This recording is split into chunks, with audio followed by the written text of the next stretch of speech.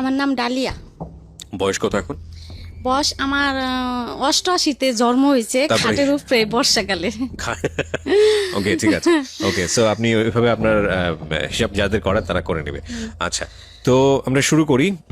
আপনি একটু বলেন আপনার জন্ম জেলা কোনটা? আমার জন্ম জেলা ফরিদপুর। ফরিদপুরে। বর্তমানে থাকছেন ঢাকাতে নাকি? থানা শিবচর, জেলা মাদারীপুর। আচ্ছা, ইন্ডিয়াটা লাগবে না আমার। আপনি বর্তমানে থাকছেন কোথায়? বর্তমান থাকছি জায়গাটার নাম নাম বলতে চাচ্ছেন, ঢাকাতে থাকছেন কি? হ্যাঁ, ঢাকা থাকি। ঢাকাতেই থাকছেন, ঠিক আছে।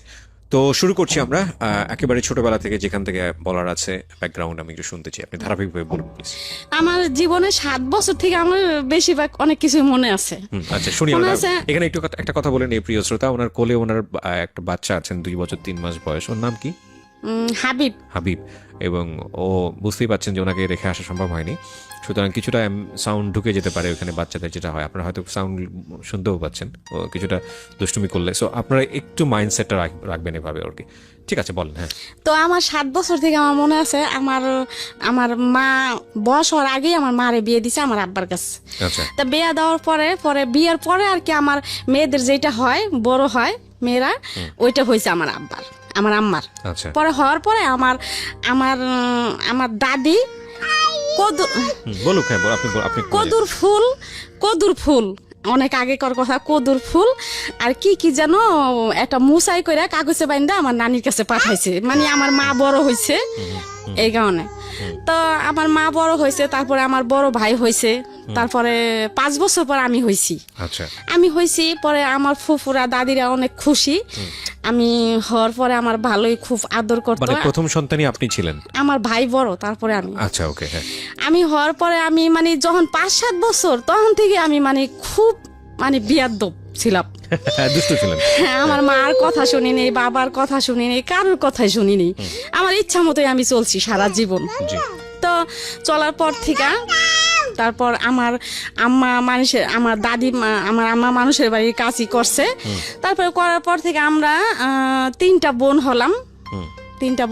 আমার ছোট ভাই হলো। বাবা কি করতেন? কৃষি? আমার বাবা কৃষি কাজ করতো। আচ্ছা। আমার বাবার বাড়ি নদীতে ভেঙে গেছে, সদরপুর আট্টুসির ওইখানেই ছিল। তো নদীতে ভেঙে যাওয়ার পরে আমার বাবা মানুষের বাড়িতেই থাকছে। তো আমার বাবা নানির বাড়িতে থাকতো। এর মধ্যে আমার বাবার ফুফুরা খুব বড় লোক। আচ্ছা। আমার বাবার ফুফুর কেমনে দিন সন্ধান পাইছে, তো আমার দাদি বলতেছে, আমার বাবার ফুফু আমার দাদি বলতেছে, রাজ্জাক তুই কষ্ট করবি কেন, পোলাপান নিয়ে টিয়ে আমার বাড়িতে আয়, কাম কাজ করবি, তোর বউ কাম কাজ করবো, তোরা খাবি টাবি। তো আমার আব্বা আমাকে নিয়ে, আমার ভাইরে নিয়ে, আমার মারে নিয়ে আমার দাদি বাড়ি আসলো। আমার নানি বাড়ির থেকে মনে করছে শ্বশুর বাড়ি থাকারছে ফুফু বাড়ি থাকি। তারপরে আসলো, আসার পরে আমার দাদি খুব কিপটা ছিল। আচ্ছা। আমার ওই দাদির একটা ছেলে ছিল, ছেলে মারা গেছে গলায় রশি দিয়া। ওই ছেলের 2টা ছেলে আর আমার কাকি আর আমার দাদি, আর অনেক সম্পদ তার, করার লোক নাই, দেখাশোনার করার লোক নাই। তো আমার বাবার আনলো। আমার বাবা সকালবেলা গরু টরু বের করতো, চকে টকেও যাইতো, কামলার ভাত টাত নিয়ে যাইতো। আমার আব্বা অনেক পরিশ্রম করতো। আমার বড় ভাইটা যে, ওই ভাই একটা ভাই ছিল তখন, আমার ছোট ভাই হয় নাই। 3টা বোন ছিলাম আর একটা ভাই ছিল আমার বড় ভাই। আমার ভাইরে আমার মামা 2টা মামা মানে মাথায় করে পালতো। আর আমার আব্বা আমার মা সবাই আদর করতো। একটা ছেলে কোনো কাজ কাম করায় নাই, আর টাকা পয়সার জন্য স্কুলেও পাঠায় নাই তারে, এমনি খুব আদর করতো। আমার ওই দাদি আমার ওই ভাইরে দেখতে পারতো না, কইতো কি যে তোর ছেলে রাস্তায় ঘুরে, এহেনে ওহেনে ঘুরে, কাজ কাম করে না। তো আমার মা আমার হে কাকিরে বলে একদিন যে, বিল্লালের মা, তোমার আমার ফুপা শাশুড়ি যে কথাটা বলে এগুলা কি ঠিক বলে? আমার ছেলে আমারটা খায়, আর আমার তো তোমরা সবাই খাওন দাও না, আমি তোমার কাজ করি ধান। মানে আমার আম্মা অনেক গুণ ছিল ভাইয়া। আমার মা খুব সুন্দর ছিল, আমি এসে আমার বাবার মতো কালো। আমার আম্মা অনেক সুন্দর।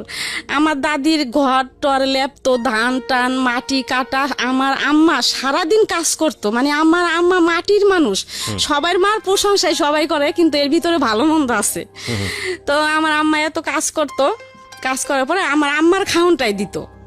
ওই খাউনটা আম করে ভাগ করে দিত। আর আমার আব্বা যে কাজ করতো ওই টাকা দিত, ওই থেকে আমার আব্বা বাজার টাজার করতো, ওই থেকে টুকটাক আমরা চলছি।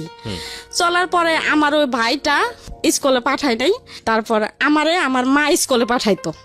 তো আমার ভাই এহেন দিয়ে কি করছে, ওই যে মানুষের ঘরে ঘুমাইতো যে জি বন্ধু বান্ধব, তো ওরা পড়ালেখা করতো। আমার ভাই আর কি ওই দেখতো ক খ সরে উ সরে এগুলা দেখতো। আমার ভাইয়ের জ্ঞান বুদ্ধি আর কি খুবই ভালো, আমার বড় ভাই। আচ্ছা ওই দেখে মানে ওই ক খ যে কানে শুনছে এগুলা আর কি খেয়াল রাখছে। মাটির উপরে লেখতো, মাটির উপরে লেখার পরে আস্তে আস্তে ওই যে বানামও শিখছে, সবই শিখছে, কিন্তু ইংলিশ এগুলা শিখে নাই। আচ্ছা তো হঠাৎ করে আমার ওই দাদি রাগ করতো, কষ্টের অভাবের সংসার। আমার ভাই কি করলো, আমার ওই দাদির ছাগল চকের থেকে না কই আমার ভাই নিয়ে গেল, নিয়ে বেইসা ঢাকা এসে বললো। এখন তো আমার দাদি আমার বাবার সাথে আমার আম্মার সাথে সবার সাথে চিল্লাফাল্লা করতেছে। পরে ছাগল নিয়ে আইসা নারায়ণগঞ্জ সোয়েটার ফ্যাক্টরিতে, কারিগঞ্জ সোয়েটার ফ্যাক্টরিতে চাকরি করছে। আমার মামা, আমার দুইটা মামা আর আমার আম্মা একাই। আচ্ছা এখান থেকে আমার ওই মামা, আমার ছোট মামা যে আমার দুই মামা, আমার বড় মামা বিয়ে করে নাই, এর মধ্যে আমার ছোট মামা প্রেম করছে।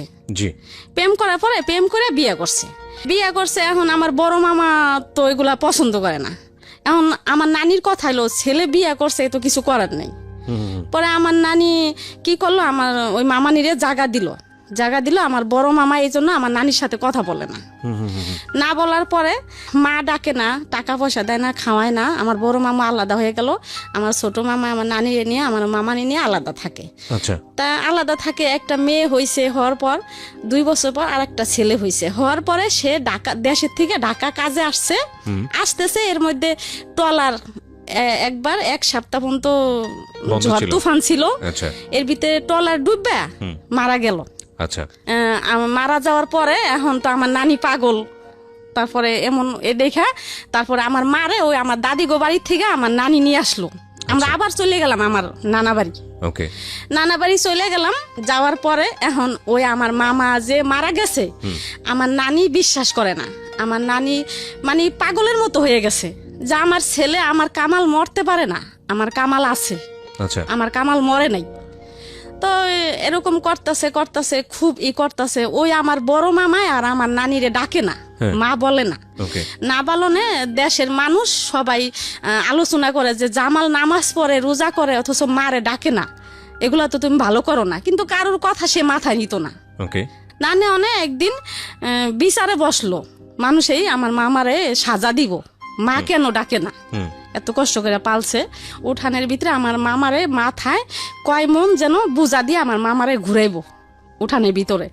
তো ঘুরাইবো, তো আমার নানি যখন করছে ঘুরাইবো, সাজাটা দিব, তখন আমার নানি সব চেয়ারম্যান মেম্বার সবাই হাতে পায়ে জড়াই ধরলো, হ্যাঁ আমার মামারে যেন সাজা না দেয়।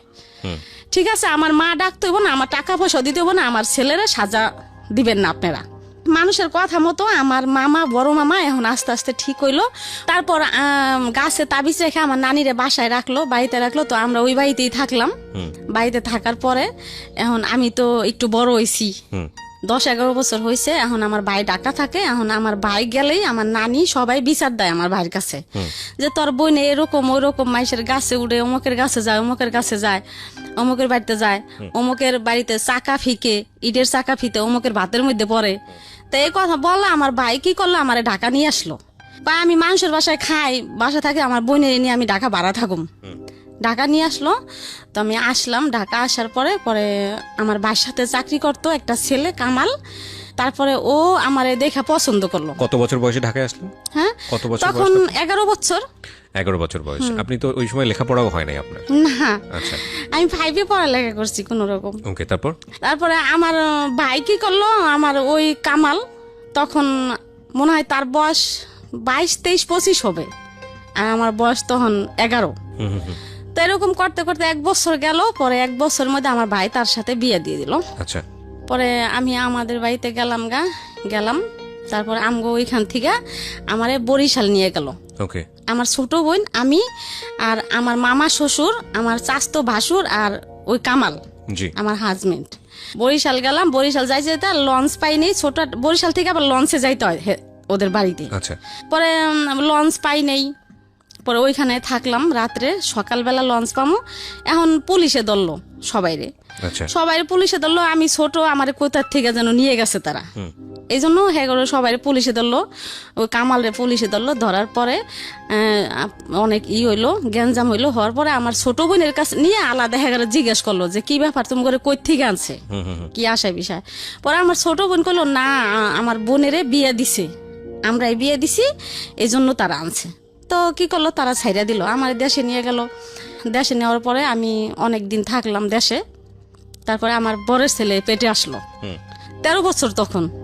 আমার বড় ছেলে পেটে আসলো, পেটে আসার পরে আমার আবার ঢাকা নিয়ে আসলো আমার হাজবেন্ড কামাল। আচ্ছা, পরে আমগো বাড়িতে নিয়ে গেল, নিয়ে যে আমার বড় ছেলে হইলো। হওয়ার পরে কি করলো, ওই কামাল ছুয়েটে ফ্যাক্টরিতে চাকরি করতেই থাকলো। এর ভিতরে আমার বড় ছেলে হওয়ার 40 দিন পর আবার আমার মেজো ছেলে পেটে আসলো ভাইয়া।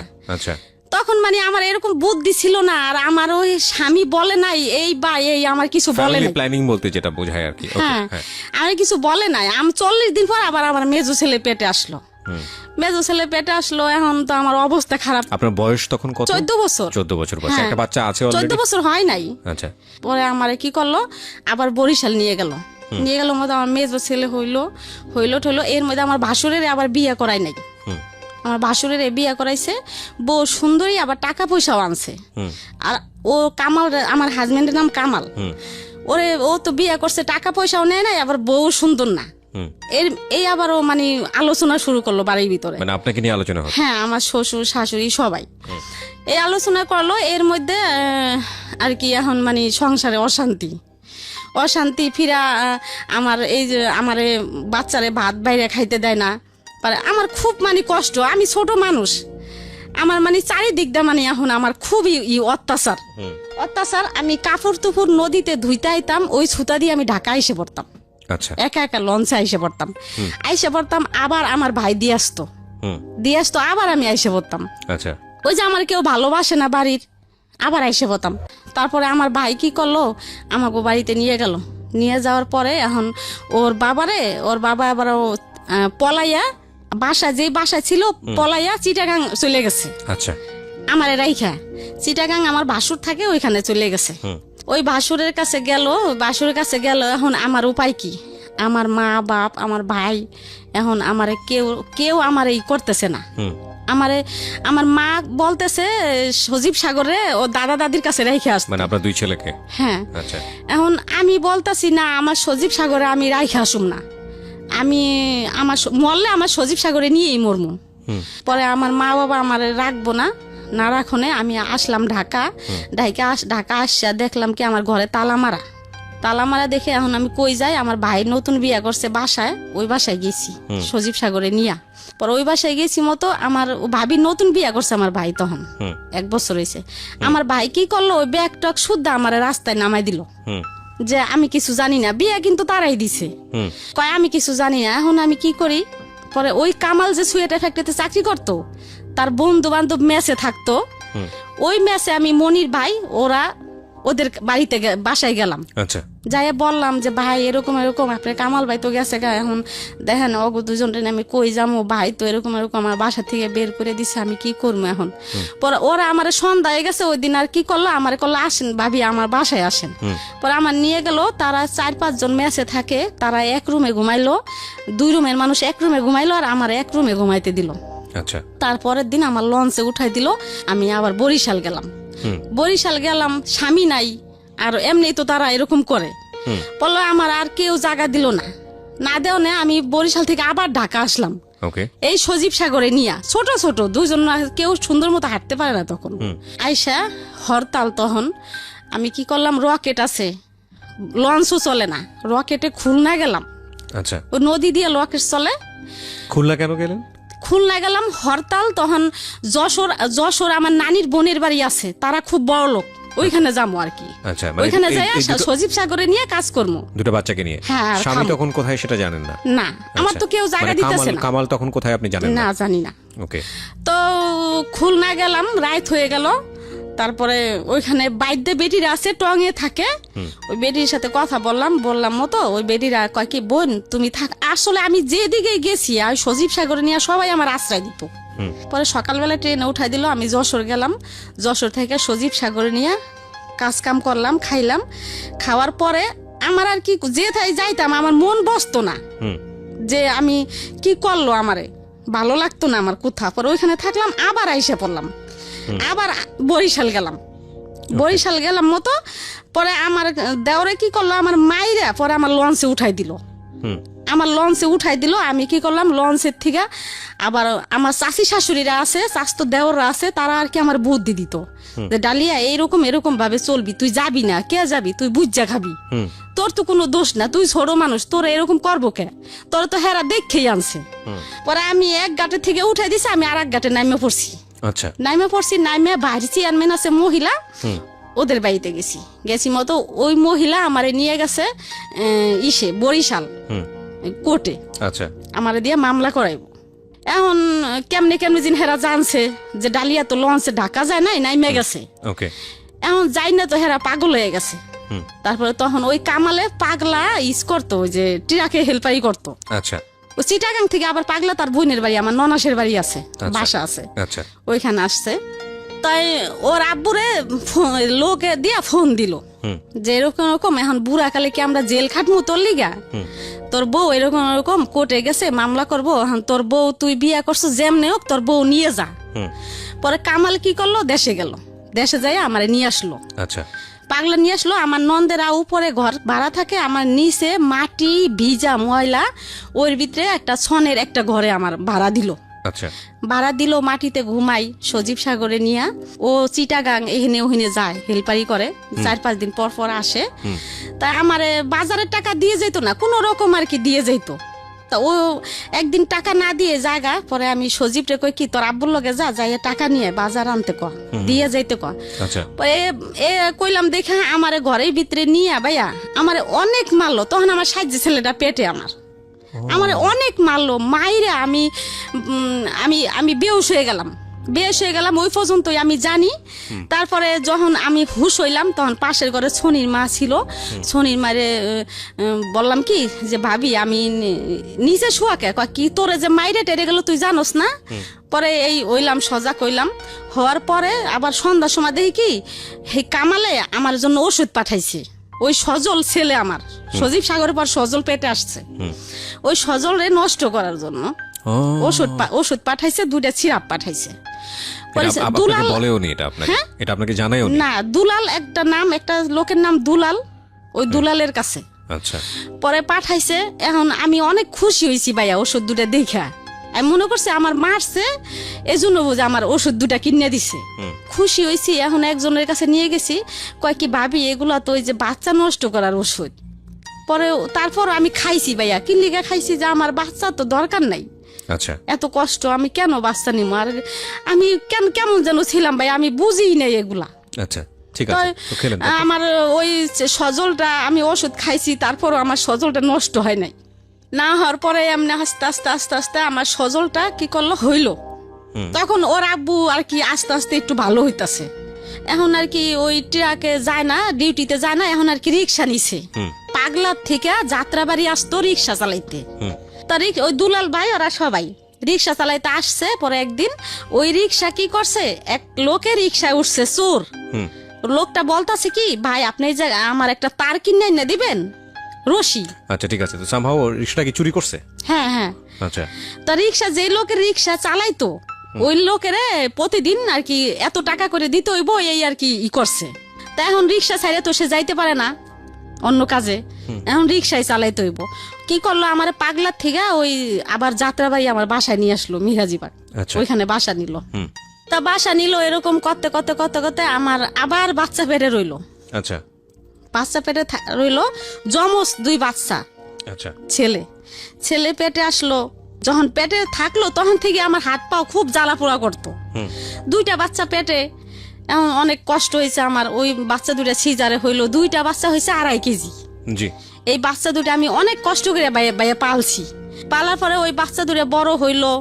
তারপরে আস্তে আস্তে আর কি একটু কামাল একটু ভালোর দিকে আইতাছে। 3 বাচ্চা তখন আপনার? 5টা, সজীব সাগর সজল আর সাজ্জাদ শাহাদাতে জমজ। 3টা বাচ্চা হওয়ার পরে আরো 2টো হচ্ছে টুইন। হ্যাঁ হ্যাঁ, এই যে ছেলেটাকে নিয়ে আসছেন তার সাথে আরেকজন আছে। হ্যাঁ, এর আগে, এরও আগে আর 2টা ওই ঘরে আর কি, ওই ঘরে 5 জন। ওকে, 5 জন। হ্যাঁ, তারপর 5 জন হইলো। হওয়ার পরে আপনি তখন বয়স কত সব মিলায়? আমার বয়স মনে হয় তখন 21-22। 21-22 বছরের একটা মানুষ, তার 5টা ছেলে, 5টাই তো ছেলে, হ্যাঁ। 5টাই ছেলে, এবং তার জামাই হচ্ছে রিক্সা চালক। তো সব মিলিয়ে একটা সংসার কতটা স্ট্রাগল হয় এটা বুঝে নেওয়ার বিষয় আছে। হ্যাঁ বলেন তারপর। তারপর এই কামাল কি করতো, 5টা সন্তান যেহেতু আমার তো কাজ করতে হবে নাকি, তো সে কাজ না করে কি করতো ভাইয়া, সকালে বসতো জুয়া খেলতে, আর রাত্রে হয়তো কারোর কাছ থেকে 1 কেজি চাল বা ডাল, ডিম এগুলা নিয়ে আসতো। আচ্ছা, এগুলো আনতো, তারপর আমি রান্না করে খাওয়াইতাম। মানে আমার স্বামীর আমি ভালোবাসতাম, সেও আমার ভালোবাসতো। সে আমার যত যাই করছে আমি কিন্তু তারে ছাইরা যাইনি। তো যাই হোক, সাজা শাহাদাতের যখন 3 বছর বয়স, তখন আমি বলতাছি কি যে আমি বিদেশ যামুগা, আমার ভালো লাগে না এত কষ্ট। মানে তখন আস্তে আস্তে লাগে যে আমি বড় হইতেছি ভাইয়া। তখন আমি কই আমি বিদেশ যামুগা, কামাল রে বললাম আমি থাকুম না বাংলাদেশে, আমি বিদেশ যাই টাকা পয়সা কামাই করুম, আমিও ভালো থাকুম, আমার সন্তানেরাও ভালো থাকবো। তো ভাইয়া আমি কি করলাম, বিদেশ গেলাম গা, লেবানন। যেদিনকে গেলাম ভালোই গেলাম, 5 বাইরে ঘুমলয় থুয়ে গেলাম। যাওয়ার সময় অনেক কান্নাকাটি করছি। লেবানন চলে গেলেন এই ছেলে মেয়েগুলো সবগুলোকে রেখে? হ্যাঁ, কোথায় রাইখা রাখলেন? কামালের কাছে রাইখা। পরে এটা লেবানন কি আসলে খুব প্রয়োজন ছিল? প্রয়োজন ছিল না, কিন্তু ওই যে কামালে খাওয়াই নাই, কাপড় চোপড় দেয় নাই, জুয়া টুয়া খেলতো, বাচ্চা কাচ্চা নিয়ে আমার খুব কষ্ট তো এই হইতো। কামালের কাছে আপনি যখন রেখে গেলেন, আপনার বড় বাচ্চাটার বয়স কত? বয়স মনে হয় তখন 6 বছর। আর ছোটটার? ছোট 6 বছর, 3 বছর, 4 বছর এরকমই। হ্যাঁ, তো বাচ্চা গোড়ায় খেয়া চলে গেলাম। যাওয়ার পরে কি করলাম, যেদিন গেলাম গেছি ভালোই ভাইয়া, কিন্তু যাওয়ার পরে আমার চোখে ভাসে আমার বাচ্চা গো। যে আপনি লেবাননে নামার পরে কি করেছেন ওখানে, আমাকে বিস্তারিত বলুন। লেবানন প্লেন থেকে যখন নামলাম, কত টাকা লেগেছে আপনার লেবাননে? লেবানন গেছি, টাকা লাগে নাই আমার, কোনো টাকা লাগেনি, টাকা ছাড়াই নিয়ে গেছে? পাসপোর্ট করতে খালি টাকা লাগছিল। কাজ কি ছিল ওখানে, কি বাসায় কাজ করতে হবে? হ্যাঁ, বাসায় কাজ করছি। আচ্ছা, তারপর? তো ওইখানে প্লেন থেকে নামলাম, নামার পরে আমার ওই সাহেব আসলো একটা ছেলে নিয়ে, তারই ছেলে নিয়ে আসলো, আনলো মতো আমার প্রাইভেট কাটে গাড়িতে উঠাইলো, উঠাইয়া আমার বাসায় নিয়ে গেল। বাসায় নেওয়ার পরে দেখি কি 8-10টা বাচ্চা কাচ্চা ভাইয়া, একদম ওই ইন্দোরের বাচ্চার মতো ছোট ছোট ছোট ছোট। কি করলাম, আমার ওই বাসায় গেলাম মতো ম্যাডামে কি করলো, আমার গোসলখানায় নিয়ে গেল। আমি এমনি পরিষ্কার গোসলখানায় নিয়ে যাই, আমার কি করলো, কি একটা মেডিসিন দিয়ে আমার গোসল করাইলো যাতে মাথায় উকুন না থাকে। আচ্ছা, ওই প্রথম দিনই? হ্যাঁ, ওই দিনে ওই দেশের মানুষ উকুন পছন্দ করে না। আমার গোসল টোসল করাইলো, আমার গোসল টোসল করাই আমার বসতে দিল। বসার পরে লাগে যিনি আমার বাংলাদেশের কথা মনে পড়লো, আমার ছেলে মেয়ের কথা আমার মনে পড়লো। আমার মনে হইতেছে যে আমি এখনই জায়গা, আমার আর ভালো লাগতেছে না। আমার যদি 6 মাসের রাস্তা হইতো ভাই আমি পলাই আইসে পড়তাম, কিন্তু হাঁটার রাস্তা তো না, আসার মতো কোনো। যাওয়ার পরে আপনার খুব খারাপ লাগছে? যাওয়ার পরে আমার চোখে ভাসতেছে যে সজীব সাগর, ওরা ওগো চেহারা, ওরা আমার জন্য কানবো, সাজ্জা সাহায্যে ঘুমলয় থুয়ে এলাম, এখন ওরা কেরে মা ডাকবো।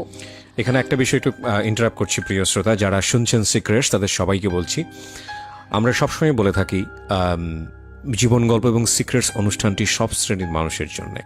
আজকে যেই ভদ্রমহিলার জীবনের সিক্রেটস এখানে রিভিল হচ্ছে, একেবারেই আমাদের প্রান্তিক পর্যায়ের একজন মানুষ, এবং সবচাইতে যদি আমি নাম্বার দিয়ে যদি কাউন্ট করি, তাহলে আমি বলবো যে সবচাইতে সংখ্যাগরিষ্ঠ মানুষদের মধ্যে তারা। এবং এদের যে জীবন বোধ বা এদের যে জীবন আচরণ, অর্থনীতির সাথে যে ফাইট বা এদের জীবনের যে সংগ্রাম, সেখানেও কখনো কখনো ভুল হয়ে যায়। এই ভুলগুলো থেকেও আমাদের শেখার আছে। আমি চাইবো আপনারা শেষ পর্যন্ত মনোযোগ দিয়ে শুনবেন। এটা শুধুই একজন কিশোরীর জীবন যুদ্ধের গল্প না, এটা একজন কিশোরীর ভুল করার গল্প, অপরাধের গল্প, এবং সে সবশেষে নিজেকে রিয়ালাইজ করার গল্প। এবং আশা করছি এখান থেকে আপনারা কিছু না কিছু শিখতে পারবেন। জি, তো লেবাননে যাওয়ার পরে আপনার মনে হচ্ছিল যে ছেলেদেরকে আপনি খুব মিস করছেন? তখন আমি আমি মনে হইতাছে যে আমি যদি হাঁটার জায়গা হইতো তাহলেও আমি রওনা দিতাম। 6 মাস যদি লাগতো হাঁটতে, তো আমি 6 মাস ধরে পরে যদি আমার ছেলে মেয়ে দেখতে পারতাম হাঁটতে হাঁটতে যাইয়া, তারপর আমি হাঁটা শুরু করতাম। আচ্ছা, তো কি করলাম, ওইখান থেকে তো আর আসা যাবে না। তো আমার রাত্রে আর কাটলো না, রাত্রে এরকম বইসেই রইলাম বারিন্দায়। তো সবাই তো ঘুমাইতাছে, সকালবেলা ভোরে উঠছি, উঠে আমি পাগলের মতো করতেছি। আচ্ছা, সাহেব ম্যাডামরে ডাকতেছি, ম্যাডামরা তো তখন ঘুমাইবো, আমি ভোর 6টা বাজে যে ডাকা শুরু করছি যে আমারে দিয়ে আসেন, আমি থাকুম না। তারা তো আমার ভাষা বুঝে না। আচ্ছা, আমারে ডাল, চাল, আলু, ডিম, আমি যা যা পছন্দ বাংলাদেশের মেয়েরা খায়, ওই দালালে বলে দিছে যে এগুলো আইনে দিবেন। তাহলে থাকবো, মেয়ে খাইবো। বিদেশ মানুষে খারাপ বলে, আসলে কিন্তু ভালো খারাপ সবই আছে, সব জায়গাতেই আছে। হ্যাঁ, ভালো খারাপ নিজের ভিতরে। আপনি একটু আমাকে বলেন তো, যেই বাড়িতে আপনাকে রাখা হলো ওই বাড়ির মুনি বা বাড়ির লোকজন কতজন, কি করতো ওরা, একটু আইডিয়া দেন তো আমাকে। ওই বাড়ির যে মালিক হ্যাঁ, পুরুষ, সে 5 ওয়াক্ত নামাজ পড়তো। আচ্ছা, না সেটা খুবই ঠিক আছে, ভদ্র। খুবই ভদ্র, কিন্তু ওখানে মহিলা আর কেউ না, আর ছেলে বাচ্চা মেয়ে কেউ কাচ্চা। ছিল নাই? না, ছোট ছোট ছেলে মেয়েরা। কয়জন ছিল? প্রায় 7-8 জন। আচ্ছা, বাড়ির সম্পর্কে যদি একটু বলেন, কত বড় বাড়ির বাড়ি? সম্পর্ক খুব বড়, মানে 8-10টা রুম। আচ্ছা, আর গোসলখানা অনেক বড়, 2-3টা গোসলখানাই খুব বড় বড়। আপনার মতোই একজন ছিল ওখানে, আর নাকি আরো? আমি বাংলাদেশ? একাই। আপনি একাই হ্যাঁ, ছিলেন? আমার একাই নিছি। আপনার সব কাজ করতে হতো ওখানে? হ্যাঁ, হ্যাঁ। রান্না বান্নাও করতে আমি হতো? তো কাজ করিই নেই ভাইয়া। কয়দিন আমি ছিলেন যেমন ওখানে? আজকে রাত্রে গেছি, হ্যাঁ। সকালবেলায় আমি বলতাছি আমি থাকুম না, আমি যামুগা বাংলাদেশে, আমি থাকুম না। পরে ম্যাডামরা ডাকতাছি, ম্যাডাম কয় তুই চুপ থাক, পরে কি করলো, আমার এরকম ভাবে আমি বারিন্দায় বসে দেখতাছি কোন জায়গা দিয়ে নামা যায়। মানে আপনি ঘর থেকে নেমে বের হয়ে হ্যাঁ, যাবেন? হ্যাঁ, 3 তলায়। আচ্ছা, কোন জায়গা দিয়ে নামার, মানে আমি নামার চেষ্টা করতেছি, মানে কোন হান দিয়ে পাইপ বাইয়ে নামমু, বা কোনো জায়গা দিয়ে শেষরাইতে নামমু, কোনো বারিন্দা দিয়ে, মানে এরকম মানে করতেছি, চিন্তা ভাবনা করতেছি। আমার আর ভালো লাগতেছে না, হ্যাঁ। আমি আইসে বরম। আমি শুনছি নাকি যে পুলিশে ধরা দিলে জেল খাইতে তারপর বাংলাদেশে আসা যায়। আচ্ছা, আচ্ছা, মানে পুলিশের কাছে যাবেন? হ্যাঁ, পুলিশের কাছে যাইয়া তারপরে আমি বাংলাদেশে, আমি ছেলে মেয়ের কাছে যাবো। আমি বাংলাদেশে যাই আমার ছেলে মেয়ে নিয়ে না খেয়ে থাকুম, তারপর আমি বিদেশ থাকুম না। আমার বাচ্চা কাচ্চার জন্য আমার এত খারাপ লাগতেছে। তারপরে কি করলাম, আমি কান্দাকাটি করার ফলে ওই যেই অফিসে আমার $100 টাকা দিয়া, মানে ওই যে অফিস থেকে আমার কিনে নিছে, ঠিক আছে ভাইয়া, ওই অফিসে তারা নিয়ে গেল। তারপরের দিন এমনি আমার নিয়ে ওই যে রক্ত কি জানে টেস্টটা নাকি ওগুলা করতো। পরে আমার ওইখানে নিয়ে গেল, রক্ত নিল। ওখানে বড় বড় উঁচা সাহেবেরা ভাইয়া, জি। আমি কানতেছি দেখা আমারে মানে মারতে যাইতাছে, যাইছস কে তুলে বিদেশে, হ্যাঁ গো, কথা হয়েছে এইটা, আচ্ছা, এত টাকা দিয়ে তোরা এত করে আনছি, আইসস কে, মানে ঠিকই তো বলতাছে। আমার মানে খুব হুমকি ধুমকি দিতেছে। তারপরে এগুলো বললো পর মতো আমার আবার বাসায় নিয়ে গেল ওই সাহেবে বাসায় নিয়ে যাওয়ার পরে এখন আমার আর ভালো লাগে না। এখন বিকেল হয়েছে, 3-4 বাজে। এখন ম্যাডাম কি করতেছে, নামাজ পড়তেছে, আর সাহেবে মনে হয় কোথায় গেছে, আচ্ছা। তার ছেলে নিচে সাইকেল চালাইতে নামছে। ওকে। এখন আমার কথা হলো কি, আমি বালতিতে পানি নিছি, বালতিতে পানি নিয়ে তেনা নিছি, বড় একটা তেনা নিছি, যে ঘর পুষতে পুষতে গেটের সামনে যাবো। ওকে। আর দরজাগুলা ধাক্কা দিলে কর কর করে উড়ে ভাইয়া, আচ্ছা। দামি বড় বড় দরজা। তাই এরকম করবো, যদি তারা দেখে ফেলে যে আমি বেরোইতেছি, তাহলে কমো যে না আমি তো বুঝি নাই, আমি ঘর মুছতেছি। আর যদি না দেখে তাই তো আমি পলাম। আমি কি করলাম, দেখে নাই, না দেখেন আমি লিফট দিয়ে নামি নেই, সিঁড়ি দিয়া এমন দৌড় দিছি ভাইয়া, জুতাও রাখিনি পাই। আচ্ছা। দৌড়িতে অনেক দূরে, মানে যাইতেই আছি অনেক দূরে যাইতেছি। পরে 3 রাস্তা চৌরাস্তার মাঝখানে পুলিশ টুলিশ থাকে, মানে ওইখানেই গেছি, ধরা পড়ছি যাইয়া। পরে ওর কাছে বললাম, পরে তারা তো আমার ভাষা বুঝে না, তো বাংলাদেশি মেয়ে আছে ওইখানে, বাংলাদেশি মেয়ে কাজ করে যাইতেছে, পলাইনে মেয়েরাই কাজ করে যাইতেছে, ওই মেয়েরে ডাকছে ওই পুলিশে, কয় এদিকায়। পরে গেল, কয় কি শুনতো এই মেয়েটা কি কথা কি বলতেছে। পরে আমার বললো, পরে আমি মিথ্যা কথা বললাম যে সাহেবে ভালো না, মায়ের পিট করছে, এই জন্য আমি পলাই আসছি। আচ্ছা, তো এটা কি মানে আপনি যাওয়ার কয়দিন পরের ঘটনা? পরের দিনই। আচ্ছা। হ্যাঁ, মিথ্যা কথা বলার পরে পুলিশরা আর কি, সবাই তো আর একরকম না, খুবই ভালো। আমার থানায় জেলে টেলে দেয় না, মনে করছে গরিব মানুষ আইছে বিদেশ কাজ করে খায়। পরে ফ্রি হিসাবে আমারে ওই মেয়েটার সাথে দিয়ে দিল পুলিশে, কয় কি তুমি এই সাথে যাও, তারা পুলিশরা। পরে ওই মেয়েটা আমার নিয়ে গেল, যেদিকে নিয়ে গেছে ওইখানে এরকম হাজার হাজার মেয়েরা ওই এলাকায় ভাইয়া, যত লেবাননের পলানো মেয়েরা আছে, ছাবরা ওই জায়গার নাম, ওই ছাবরা যায়, পলায়ে মেয়েরা ওই ছাবরা যায়, এলাকার নাম ছাবরা। ওইখানে যেমন আমি ছুরিয়ান লোকেরা থাকে, পুরুষেরা থাকে, ওই পুরুষের সাথে কেউ মানে কন্টেকে থাকে, ছেলে ওই যেমন একটা পুরুষ থাকলো একটা মহিলা থাকলো একটা রুমে থাকে, যেমন ওই পুরুষ ওই লোকে যেমন মাসে $150, $300, $200 যে যেমন দিয়ে পারে এরকম দেয়। ওই মহিলারা খাওয়া দাওয়া বেতন ওই ওই পুরুষটার কাছেই পায় আর কি, আচ্ছা ওই ছেলেটার কাছে থেকে নেয় আর কি। আবার বাইরেও কাজ করে ওই লোকটা, তো দেয় আবার বাইরেও কাজ করে, সুরা কাজ। এরকম এরকম মহিলারা আছে। আচ্ছা কিছু কিছু মহিলারা আছে ভাইয়া যে ভালো কাজ করতেছে, সৎ কাজ করতেছে, 5 ওয়াক্ত নামাজ পড়তেছে, তারা 70-80 হাজার টাকা 50,000 টাকা এমন ইনকাম করতেছে। কিভাবে? ছুটা কাম, যেতে এই বাসায় 3 ঘন্টা, 1 ঘন্টায় 7 টাকা ভাইয়া, 1 টাকায় 70 টাকা। ওকে, তাই এমন যদি 5-7 ঘন্টা বা 8-10 ঘন্টা করে তাহলে অনেক টাকা না মাসে। এরকম অনেক মেয়েরা এরকমও করে যারা ভালো। আচ্ছা, আর যেই করে এগুলো দেশে পাঠায় দেয়। হ্যাঁ, এখানে কি আপনি যেগুলো কন্টাক্টে থাকার কথা বলছেন, এখানে কি বাংলাদেশি মেয়েরাও আছে এরকম? হ্যাঁ হ্যাঁ হ্যাঁ ওকে, এটা আপনি নিজের চোখে দেখেছেন? হ্যাঁ হ্যাঁ। আমি কিন্তু এখানে একটা কথা বলি, এটা ওনার বক্তব্য, আমরা রেডিওতে এটাকে স্বতঃসিদ্ধ করছি না, এটা উনি যেটা বলছে সেটাকে বিশ্বাস অবিশ্বাস একান্তই আপনাদের বিষয়। হ্যাঁ, তারপর ওই যে আমি যেখানে গেছি আর কি, মেয়েটা আমার যেখানে নিয়ে গেল, ওইখানে ছাপড়ার কথা বলছেন আপনি? হ্যাঁ, ছাবড়ার কথা বলতেছি এটা। তো ওই কিছু কিছু মহিলারা বহিদেও কাজ করে, কিছু কিছু মহিলারা অবহিদেও কাজ করে। তাই যারা বহিদে কাজ করে তারা তো মাসে 1.5 লাখ 2 লাখ ইনকাম করে, আর যারা ভালো কাজ করে হেরাও 70-80 হাজার 1 লাখ টাকা কাম করে ভাইয়া। 3টা মেয়ের কাছে যে পড়লাম, 3টা মেয়ে, একটা অফিসে চাকরি করে, অফিসে চাটা এগিয়ে দেয়, অফিস ঝাড়ু টাড়ু দেয় এই। আর একটা মেয়ে কি করে, আরেকটা মেয়ে বয়স 17-18 বছর। তো ওই মেয়েটা কি করে, খুব চালু, এই বাসায় কাজ করে, ওই বাসায় কাজ করে, ওই বাসায় কাজ করে, অনেক কাজ করে, প্রায় মাসে 1.5 লাখ টাকা মনে হয় কামাই করে ভাইয়া। 1.5 লাখ টাকা যে কাজ করে মেয়েটা, মানে ভালো। আমি দেখছি বিধায় কিন্তু আমি বলতেছি ভালো।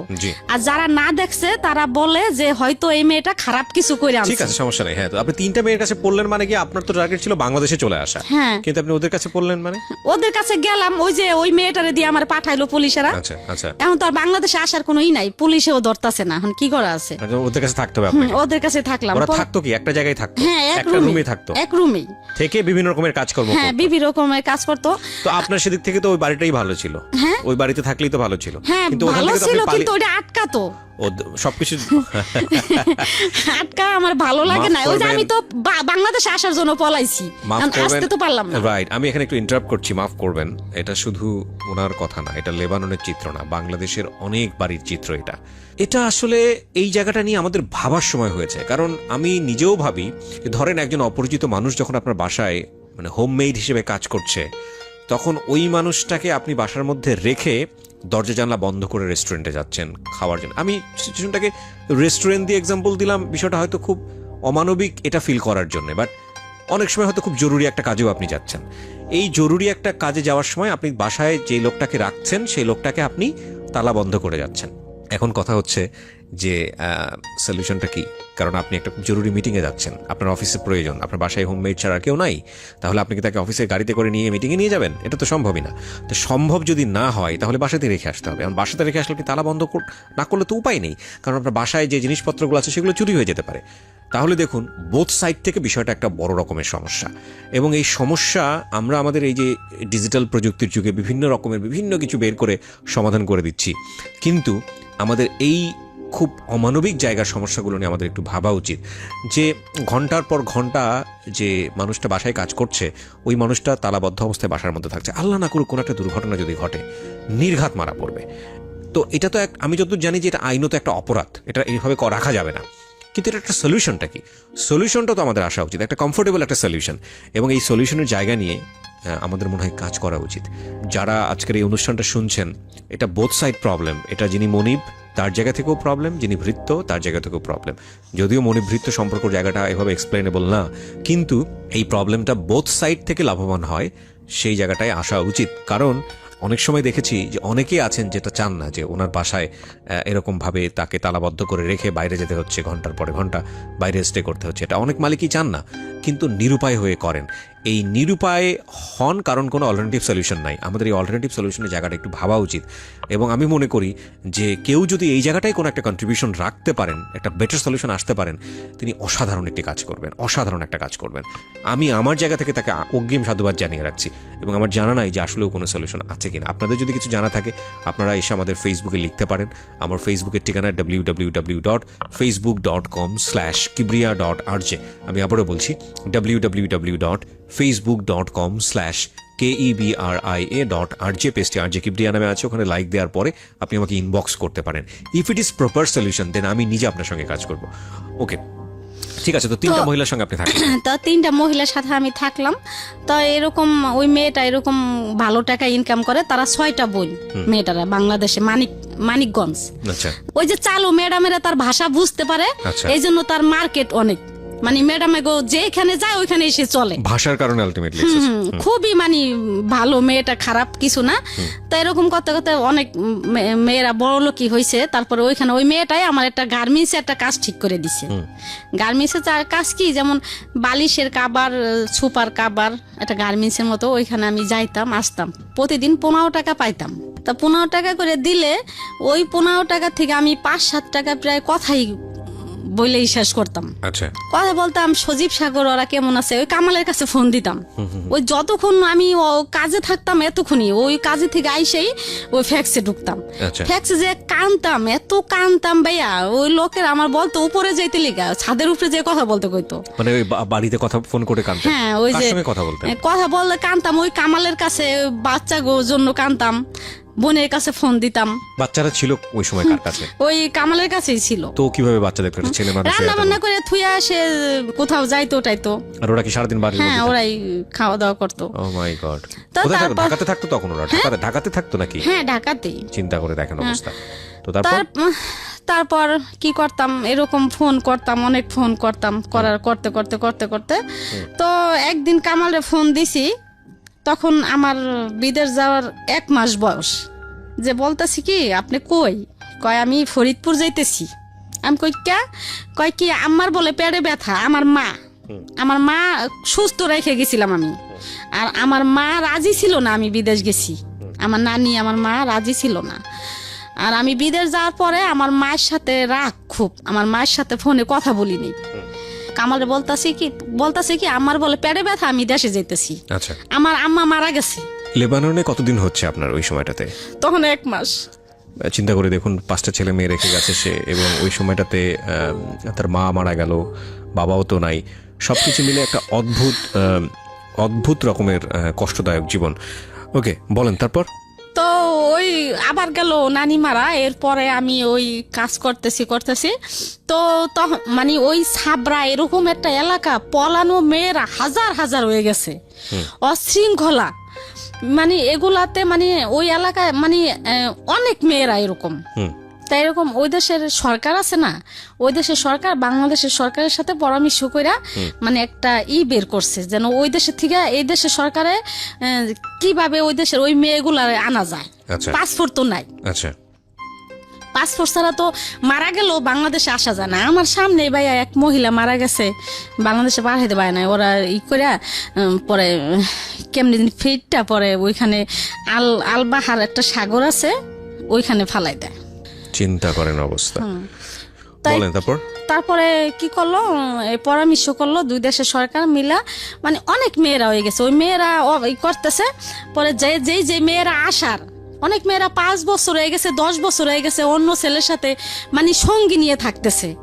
আর আমি তো যাওয়ার পরের থেকে তো শোক একটার পর একটা আছেই, আবার বাচ্চা থুয়ে গেছি, আবার মা মরছে, আবার নানি মরছে। আর আমার ভাইয়া ওরকম কোনো মন মানসিকতা ছিল না। অনেক ছেলেরা আমার অফার করছে ভাইয়া, যে ডালিয়া তুমি আমার সাথে থাকো, তোমার $300 টাকা দিম। $100 টাকা ভাইয়া 9,000 টাকা। $300 দিম, $400 দিম, আমার সাথে থাকো, আমার সাথে থাকে তুমি কাজ করো, তোমার খানার কোনো অভাব হইব না। ভাই আমি অনেক কষ্ট করছি, খানার কান্নাকাটি করছি অনেক, জানেনি তো আমার কি অবস্থা গেছে তখন।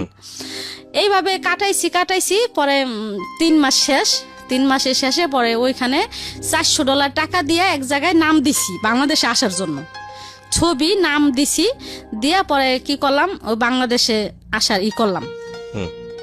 বাংলাদেশে আইসা বললাম ভাইয়া। ওকে। বাংলাদেশে আসলাম, আইসা পরে বাচ্চা কাচ্চা দেখলাম ভালোই। কতদিন পরে আসলেন? 4 মাস পরে। 4 মাস পরে আসলেন। হ্যাঁ। আচ্ছা। 4 মাস পরে আসলাম, আইসা বাচ্চা কাছে দেখলাম ভালোই। তখন সালাউদ্দিনের সাথে আমার চিনি আগের থেকেই, কিন্তু সালাউদ্দিন আমার নিয়ে নেগেটিভ ভাবতো, কিন্তু আমি ভাবতাম না। মানে পরিচয়টা কিভাবে হয়েছিল ওনার সঙ্গে? পরিচয় আমরা এক জায়গায় ভাড়া থাকতাম। আচ্ছা। ভাড়া থাকতাম, ওই বিদেশ থেকে আমার একদিন পরিচয় হলো আসার পরে। আচ্ছা। আসার পরে আমি খালপার আমার ওইখানে বাজারে গেছি, ও পেয়ারা কিনতেছে, কয় কি ডালিয়া তুমি আইসো? পরে আমি কই হরে ভাই আইছি। পরে আমগো বাসায় গেল, যার পরে আমার নাম্বারটা নিল, নিয়ে পরিচয় আগের থেকেই। তারপরে এরকম নাম্বার টাম্বার নিয়ে পরে ওর সাথে কথাবার্তা হইলো।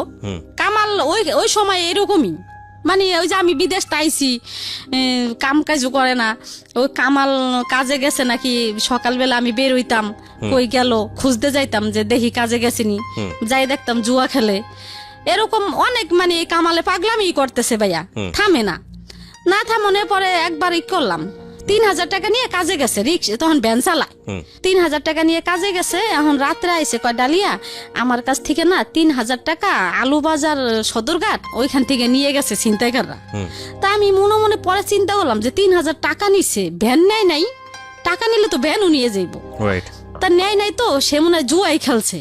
ঠিকই ভাইয়া, জুয়া খেলে হারছে। আচ্ছা। তাই যাই হোক, রাত্রে খুব জর্গা করতাম ওর সাথে আমি, জুয়া নিয়ে। তারপরের দিন সকালে আবার এই জুয়া খেলতে বসে যাইয়া, জুয়া খেলতে বইয়া জিতে আইছে, সারাদিন জুয়া খেলছে, রাত্রে আইছে। পরের দিন সকালে বাজারে যাইয়া 5-7 কেজি একটা মুরগি বড়, ওই একটা মুরগি আনছে মতো আমার ভালো লাগে না। আমার কথা হলো ভাইয়া, আমি গোস মাছ না খাইয়া প্রতিদিন আলু ভর্তা ডাল খামু, আমার স্বামী আইনে দিব, আমার বাচ্চা কাছে নিয়ে খামু, কাজের টাকা খামু, আমি কেন সে জুয়া খেলবো? এই জুয়ার টাকা গেলে জিতে সেই কাজটা করেছে। হ্যাঁ, জুয়ার টাকা ভাই আমার একদম ভালো লাগতো না। জুয়া লাগে যিনি আমার সতীন এরকম মনে হইতো, মানে বিষের মতো লাগতো। পরে ওই মুরগি সে আনছে, আইনা নিজে কাটছে, কাইটা কুইটা আমার ডালিয়া তুমি রান্না করো, পরে আমি খামু। পরে আমি রান্না বান্না করি না, আমার তো মন খারাপ, কইলে ঝগড়া লেগে যাবো, মারামারি। তারপরে আমায় তার সাথে গেলাম, সে বলতেছে ফোন আইছে আমি এক জায়গায় যাই, আলু বাজার। পরে আমি গেলাম, যাইতে দেখি কি যে জুয়ার ঘরে যে বইছে, বইয়া এখন আমি যে থাবা দিয়ে হাত ধরছি যে কি ব্যাপার, এখন তো জুয়া খেলতেছেন আপনি যে অস্বীকার জান আমার কাছে আমি জুয়া খেলি না, এটা তো ঠিক আছে, আপনি খেলতেছেন তো জুয়া, মানে সরাসরি ধরছি আমি যাইয়া। কয় হ্যাঁ আমি খেলতাছি। তবে এগুলো আমার পিছে আই পড়লো। তা এরকম করতে ঘরে একটা টিভি ছিল ভাইয়া, এরকম 2 দিন পরপরই বন্ধ রাখতো, 2 দিন পরপরই টেলিভিশন বন্ধ রাখতো। হ্যাঁ, টিভি বন্ধ রাখতো। ওই 7-8 বছর বয়স হয়েছে তখন সজীব সাগর সজলের, তখন ওই বাচ্চাকে কামি দিয়ে দিছে ভাইয়া, পড়ালেখা করাই নাই, ওই কামে দিয়ে দিছে। ওই বাচ্চারা হেরে নিয়ে আমি খুব ব্যস্ত থাকতাম, ছেলে মেয়েরা কাজে গেল কিনা, ওই আমার স্বামী গেল কিনা, এরকম মানে আমি টেনশনে থাকতাম। তো ভাইয়া এরকম ব্যস্তই থাকতাম, ছেলে মেয়ে নিয়ে স্বামী নিয়ে এরকম ব্যস্ত থাকতাম। ধরলেন তারপর? হ্যাঁ, হাতে নাতে ধরলাম, এরকম করতাম। করার পরে এই সালাউদ্দিন তো আমার বাসায় আসা যাওয়া করতো। আজকে ডালিয়া আমি ঘর ভাড়া দিতে পারতাম না, সালাউদ্দিন ঘর ভাড়া দিতে পারি না। সালাউদ্দিন পরে টাকা নেন, সালাউদ্দিন আজকে ঘর ভাড়া দিত, কালকে কেন কাঁচামরিচ, পেঁয়াজ, বাজার, চাল, মানে ওরা আমার সবসময় দরকার থাকতো টাকার। ও মানে চাইতে দেরি আছে ভাইয়া, দিতে দেরি নাই। আচ্ছা। আমার বাসায় আসা যাওয়া করতো, তাই সবকিছুই আমার দিত। আমার লসুন শীত আসলে আমার সালাউদ্দিন।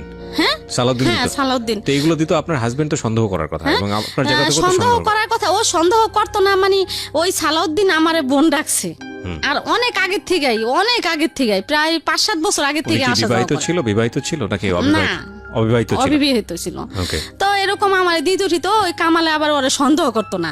আমিও মানে এগুলা কিছু ভাবতাম না, ভাবতাম যে এমনি ভালো লাগে, ওর মায়া লাগে, এই জন্যই দিতেছে। তা এরকম করতো একদিন ব্রাহ্মণবাড়িয়া লাইনে ও গাড়ি হেল্পারি করে, তখন তো আমার জন্য একটা 3 পিস নিয়ে এসে ভাইয়া। পরে আমি থাকতাম 4 তলায়, 3 তলায় একটা শারমিন করে একটা মেয়ে ছিল। ওই মেয়েটারে আমি বললাম যে শারমিন, সালাউদ্দিন না আমার জন্য একটা 3 পিস আনছে রে। শারমিন কয় ডালিয়াফা, মানুষের একজন একটা জিনিস দেয় মানুষ স্বার্থের লিগে দেয়, স্বার্থ ছাড়া কিন্তু কেউ কিছু দেয় না। পরে আমাকে দুধ ওই আমার বোন ডাকে, ও কি স্বার্থ চাইবো আর দুধ, এগুলো আমি মানে এগুলো আমি কানেই নিলাম না, মাথায় আনলাম না, আমি এগুলা বিশ্বাস করি না। না কারণে আমার ফোন নাই, মোবাইল কিনে দিল সালাউদ্দিন, এরকম করতো। তো এরকম কিনে টিনে দেওয়ার পরে আমি সালাউদ্দিনের পছন্দ করতাম না ভাইয়া, ও হ্যাংলা। আর আমি মানুষটা নিশ্চয় আমি এরকম ছিলাম না, আরো 11 বছর আগের কথা, ভালোই ছিলাম। তাই আমার চয়েস ছিল খুব ভালো, সুন্দর চয়েস ছিল আর হ্যামস্যাম। ও হেল্পারি করতো, গাড়িতে থাকতো, হ্যাংলা পাতলা ভালো লাগতো না, ক্যাসরা টাইপের। পরে আমি কাজল করে আরেকটা ছেলে আছে, ওই কাজলের সাথে কথা বলতাম, অনেক কথা বলতাম, ওর ফোন দিয়ে কাজলের সাথে কথা বলতাম। আচ্ছা, তো কথা বলানো ও আর কি কাজলের সাথে ওর সাথে লাগছে, মানে কাজলের সাথে ও কথা বলতে দিব না। এই আমারে ঘরের ভিতরে যায়, এই আপনি ওর লগে কিহের কথা, কে বলছে এটা? এই সালাউদ্দিন। কিন্তু কামালে আমার সন্দেহ করতো না, কামালে ভাবতো যে ওরা ছোট থেকে বিয়ে করছি, ছোটকালে ও আমারে ভালোবাসে, আর কামাল আমারে ভালোবাসতো, আমিও কামালে ভালোবাসতাম। সংসার আলা যত অশান্তি থাকুক, যাই থাকুক। তাই এরকম হইতে হইতে হইতে হইতে এই সালাউদ্দিন আমার সব যাবতীয় যা আছে সব চালাইতো। এরকম করতে করতে প্রায় 5-7 বছর গেল ভাইয়া। ওকে, 5-7 বছর পরে একদিন সে কোথায়, এখন সে ডিরাইভার আর কি, ওই সময় ডিরাইভার কোথায় যেন গেছে, এখন ফোনে টাকা ভরতে পারে না, টাকা শেষ হয়ে যাইব। এখন টাকা শেষ অবস্থা, এখন আমার বলতেছে কি, ডালিয়া আমার ফোনে টাকা নাই, এই কথাই বললো, চাই নাই টাকা, মানে সালাউদ্দিন। হ্যাঁ, আর এত এই 5-7 বছর ধরে আমার এই টাকা দিয়েছে ফোনে, উল্টা সে টাকা চাচ্ছে আপনার কাছে। হ্যাঁ, চাইতাছে না, মানে বলতাছে টাকা নাই। এতদিন আমারে টাকা দিছে, আমার পিছে অনেক টাকা ভাঙছে ভাই, আমি যদি বলতাম আকাশের চাঁদ তাই সে রাজি। আর এখন দিয়ে আমারও অভাব ছিল, বলতে কি ছেলে মেয়ে ছোট ছোট ছিল, আর সে ছেলে মেয়ের প্রতি কোনো করে নাই, খেয়াল করে নাই। মানে আলটিমেটলি আপনি আপনার হাজবেন্ডের কাছ থেকে যেটা প্রত্যাশা করছেন সেটা আপনি পাননি, যে কারণেই আপনার সালাউদ্দিনের প্রতি একটু হলেও অন্যরকম একটা কনসেন্ট্রেশন গ্রো করেছে। টাকা পয়সা সব কিছুই। তারপর এই সালাউদ্দিন বলতাছে আমার মোবাইলে, পর্যন্ত আপনাদের সম্পর্কটা ভাই বোনের সম্পর্ক। হ্যাঁ হ্যাঁ, ওকে। তারপর কিন্তু সালাউদ্দিন মানে ও আস্তে আস্তে আইতাছি আর কি, আচ্ছা, আস্তে আস্তে আর কি খারাপ দিকে আইতেছি আর কি। আমি এখন ওই যে টাকা দিলাম বলতেছে যে, তখন থেকে আস্তে আস্তে আস্তে আস্তে তখন থেকে ওর প্রতি আমি দুর্বল হয়ে গেলাম। তাই বলতেছে টাকা নাই আমার মোবাইলে, ডালিয়া টাকা তো ভরতে পারতেছি না, কেমনে কথা কম।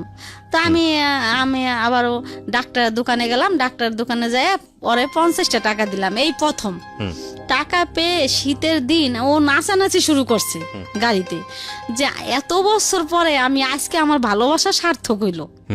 এত বছর ডালিয়া আমার সাথে ভালোভাবে একটু কথাও কয় নাই, আজকে আস্তে আস্তে এখন ডালিয়া আজকে আমার মোবাইলে টাকাও দিল বলতেছে আর কি। তাই এই এরকম হইতে হইতে হইতে হইতে এখন ও আমারে খালি বলতো যে তুমি যদি আমার বউ হইতা, তুমি এরকম সব দিকেই ভালো, আমি সুখে যে সাজাই রাখতাম, এরকম ভাবে রাখতাম, ওইরকম ভাবে রাখতাম, এগুলো বলতো আর কি। হ্যাঁ, এগুলা বলতো আমারে ফোন দিয়া। আবার আমি এরকম বলতো। পরে একদিনকে আমারে অফার করছে, আমার বিয়ের অফার। পরে আমি বললাম কি যে সালাউদ্দিন তুমি তো বিয়ে করো নাই, আর আমার তো 5টা বাচ্চা কাচ্চা, এগুলা তো হয় না, তোমার মা বাবা তো এগুলা মাইনেই নিব না। কয় সমস্যা কি, আমরা 5টা-6টা ভাই, 5টা-6টা ভাইয়ের মধ্যে নাইলে আমি করলাম, আর এরকম কত হইতাছে। তো এগুলা বলার পরে তখনও মানে আমি এতই না। তারপর আস্তে আস্তে আস্তে কি করলাম, আমি রাজি হয়ে গেলাম যে আচ্ছা ঠিক আছে সালাউদ্দিন, আমি যামুগা তোমার সাথে, আমার আর ভালো লাগে না, এত বছর ধরে আমি এত কষ্ট করলাম। আর কামাল রে আমি সব সময় একটা কথাই বলতাম যে দেখেন আপনি এমন করেন, আমি রাগও করি না, আমি রাগ করে কোথাও যাইও না, পোলাপান থুয়া অন্য সমস্ত মায়েরা হইলে রাগ করে যাইতো গা, হ্যান তেন আমি মারেন কাড়েন বকাবকি বাজার দেন না দেন, আমি কোথাও যাই না, আমি একদিন যামু, মানে এটা আমার মুখের বুলি ছিল। আমি যে সালাউদ্দিনের সাথে যাবো তা না, আমি বলতাম যে আমার এত কষ্ট ভালো লাগে না, একদিন চলে যাবো, আমি একদিন যেদিন যাব তোমার কাছ থেকে ওই দিনকে আর কোনোদিন আমি ফিরাবো না। এগুলো সবসময় আমি কামালে বলতাম, কিন্তু কামাল কোন রকমই মানে বুঝতো না, ভালোবাসতো আমারে ভাইয়া, কিন্তু বুঝতো না, না বুঝনে আমি কি করলাম, ওই সালাউদ্দিনের সাথে একদিন চলেই গেলাম। আচ্ছা, সালাউদ্দিনের সাথে গেলাম কিভাবে, সজীব সাগর সজল তো মোটামুটি ভালোই বড়, তো সাজ্জা সাদা ছোট তখন 4 বছর, জমক ছেলে 2টা। আচ্ছা, ওই সাজ্জা সাদারে সালাউদ্দিন আমার যেখানে বাসা নিতে কইলো, ওই যে কেরানীগঞ্জ নদীর ওই পার, ওইখানেই ভর্তি করলাম সাজ্জা সাদারে মাদ্রাসায়। আচ্ছা, আচ্ছা, মাদ্রাসায় ভর্তি করে ওইখানেই বাসা নিলাম। তো আমি সালাউদ্দিনের সাথে গেলাম, চলে গেলাম। যাওয়ার পরে 2 দিন পর সালাউদ্দিন আর আমি কোর্টে গেলাম, যাইয়া কাবিন করলাম।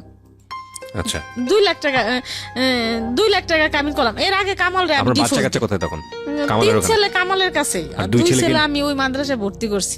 আচ্ছা, তার মানে ওই বাচ্চা কাচ্চা সব কামালের জিম্মাতেই আছে আপনার হ্যাঁ, আর 2 ছেলে আমার ইহেই রাখছি যে আমি যেন ওগো দেখতে পারি। পরে ডিভোর্স দিছি আরো আগেই, কিন্তু কামালের সাথে ওই যে আমার ঝগড়াঝাটি, এই জন্য কামালের সাথে আমার ভালো একটা সম্পর্ক। ডিভোর্স আগে কিভাবে দিয়েছেন? ডিভোর্স ওই কামাল রে সালাউদ্দিনের কাছ থেকে যাওয়ার আগে সালাউদ্দিনই আমারে দেওয়াইছে কামাল রে ডিভোর্স, যে তুমি কামাল রে ডিভোর্স দিয়ে দাও। পরে কি করলাম, আমি ডিভোর্স দিয়ে দিলাম কামাল রে, দিয়া সালাউদ্দিন রে নিয়ে আমি কেরানীগঞ্জ ওদিকে বাসা নিলাম। নিয়া পরে 2 দিন পরে আমরা কি করলাম, কোর্টে যাইয়া 2 লাখ টাকা কাবিন করলাম। 2 লাখ টাকা কাবিন করলাম। এরপরে কামালে তো আমি যেদিন গেছি ওই দিন থেকে যদি আইয়া দেখছে আমি ঘরে নাই, এই পাগল, এই দিন ওই আর কি তার হুশ হইলো, কিন্তু এতদিন তার হুশ হয় নাই। সে ভাবে নাই যে আমি চলে যাব, আমি কামাল পাগলের মতো হয়ে গেছে। সালাউদ্দিন গো বাসায় নিচতলা, আমার গো বাসায় 5 তলা। সালাউদ্দিনের মা বাবা সবাই নিচতলায় থাকে। তাই যাওয়ার মধ্যে আমার বাসায় সালাউদ্দিনই যাইতো, কামাল জানে, আর তো কেউ যাইতো না। তাই ও সালাউদ্দিনের সাথে আমি কাবিন করলাম।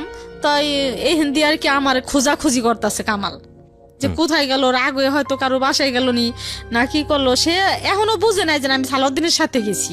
তখন পর্যন্ত সে মানে বিশ্বাসই করতে পারছে না, বিশ্বাসই করতে পারতেছে না যে আমি সালাউদ্দিনের সাথে চলে যাবো। আর সালাউদ্দিন তো বাড়িতে, আমার ওই জায়গা থুয়ে সালাউদ্দিন বাড়িতে আশেপাশে ঘুরতো, যেন না বুঝতে পারে কেউ, কামালে যেন না বুঝতে পারে। তো তারপরের দিন কামাল সালাউদ্দিন রে এক গলির মধ্যে নিয়ে ওর পায়ে ফন্দ ধরছে সালাউদ্দিনের, যে সালাউদ্দিন ডালিয়া কই আছে তুই কইতে পারবি, তুই আমার বাসায় যাইতে আইতি, তোর সাথে পুনর করতো, সারাদিন কথাবার্তা কইতো, তুই কত ডালিয়া কই আছে। পরে সালাউদ্দিন কয় ভাই আমি তো জানি না ডালিয়া কই আছে। পরে এমন করতে করতে সে দেশের থেকে, দেখেন কামাল এখন পাগল, দেশের থেকে ফকির আনছে, ফকির আইনে আমারে আনবো আর কি টাবিস কইরা, দেশের থেকে ভালো টাকা দিয়ে ফকির আনছে আইনা। এখন ফকিরে বলে দিছে যে ওদিকে আছে। পরে কি করলো কামালে, ওদিক থেকে আমারে বাইর করলো। কোথায় ছিলেন? ওই কেরানীগঞ্জ, ওদিক থেকে কেমনে খোঁজ নিয়ে আমার বাড়ি করলো। কেরানীগঞ্জে তখন আপনি এবং ততদিন কি জানতে পারছে যে আপনি সালাউদ্দিনকে বিয়ে করে ফেলছেন? পরে জানতে পারছে। না, কি বের করার আগে জানছে না বের করার পরে জানছে? বাইর করার আগেই জানছে কেমনে, সালাউদ্দিনের সাথে আমি দেশে গেছি একবার, দেশে গেছি, এখন সালাউদ্দিন বলতেছে কি ডালি আমি তুমি বাসায় যাবো, বাড়িতে আমার বোনের বাড়িতে গেছি। পরে হাসিনা আমার বোন মাদ্রাসা, এখন আমার বোনে বলতেছে কি মাদ্রাসার ভিতরে বাসা, কয় কি যে এক নিজের রক্তের আত্মীয় স্বজন ছাড়া আর কেউ নেওয়া যাইব না। পরে আমি কই কি না, সালাউদ্দিনটা আনতে হইব, সালাউদ্দিনটা আমি আনবই, আর যদি না আনতে দেয় তাহলে আমি আর কোনোদিন আন না।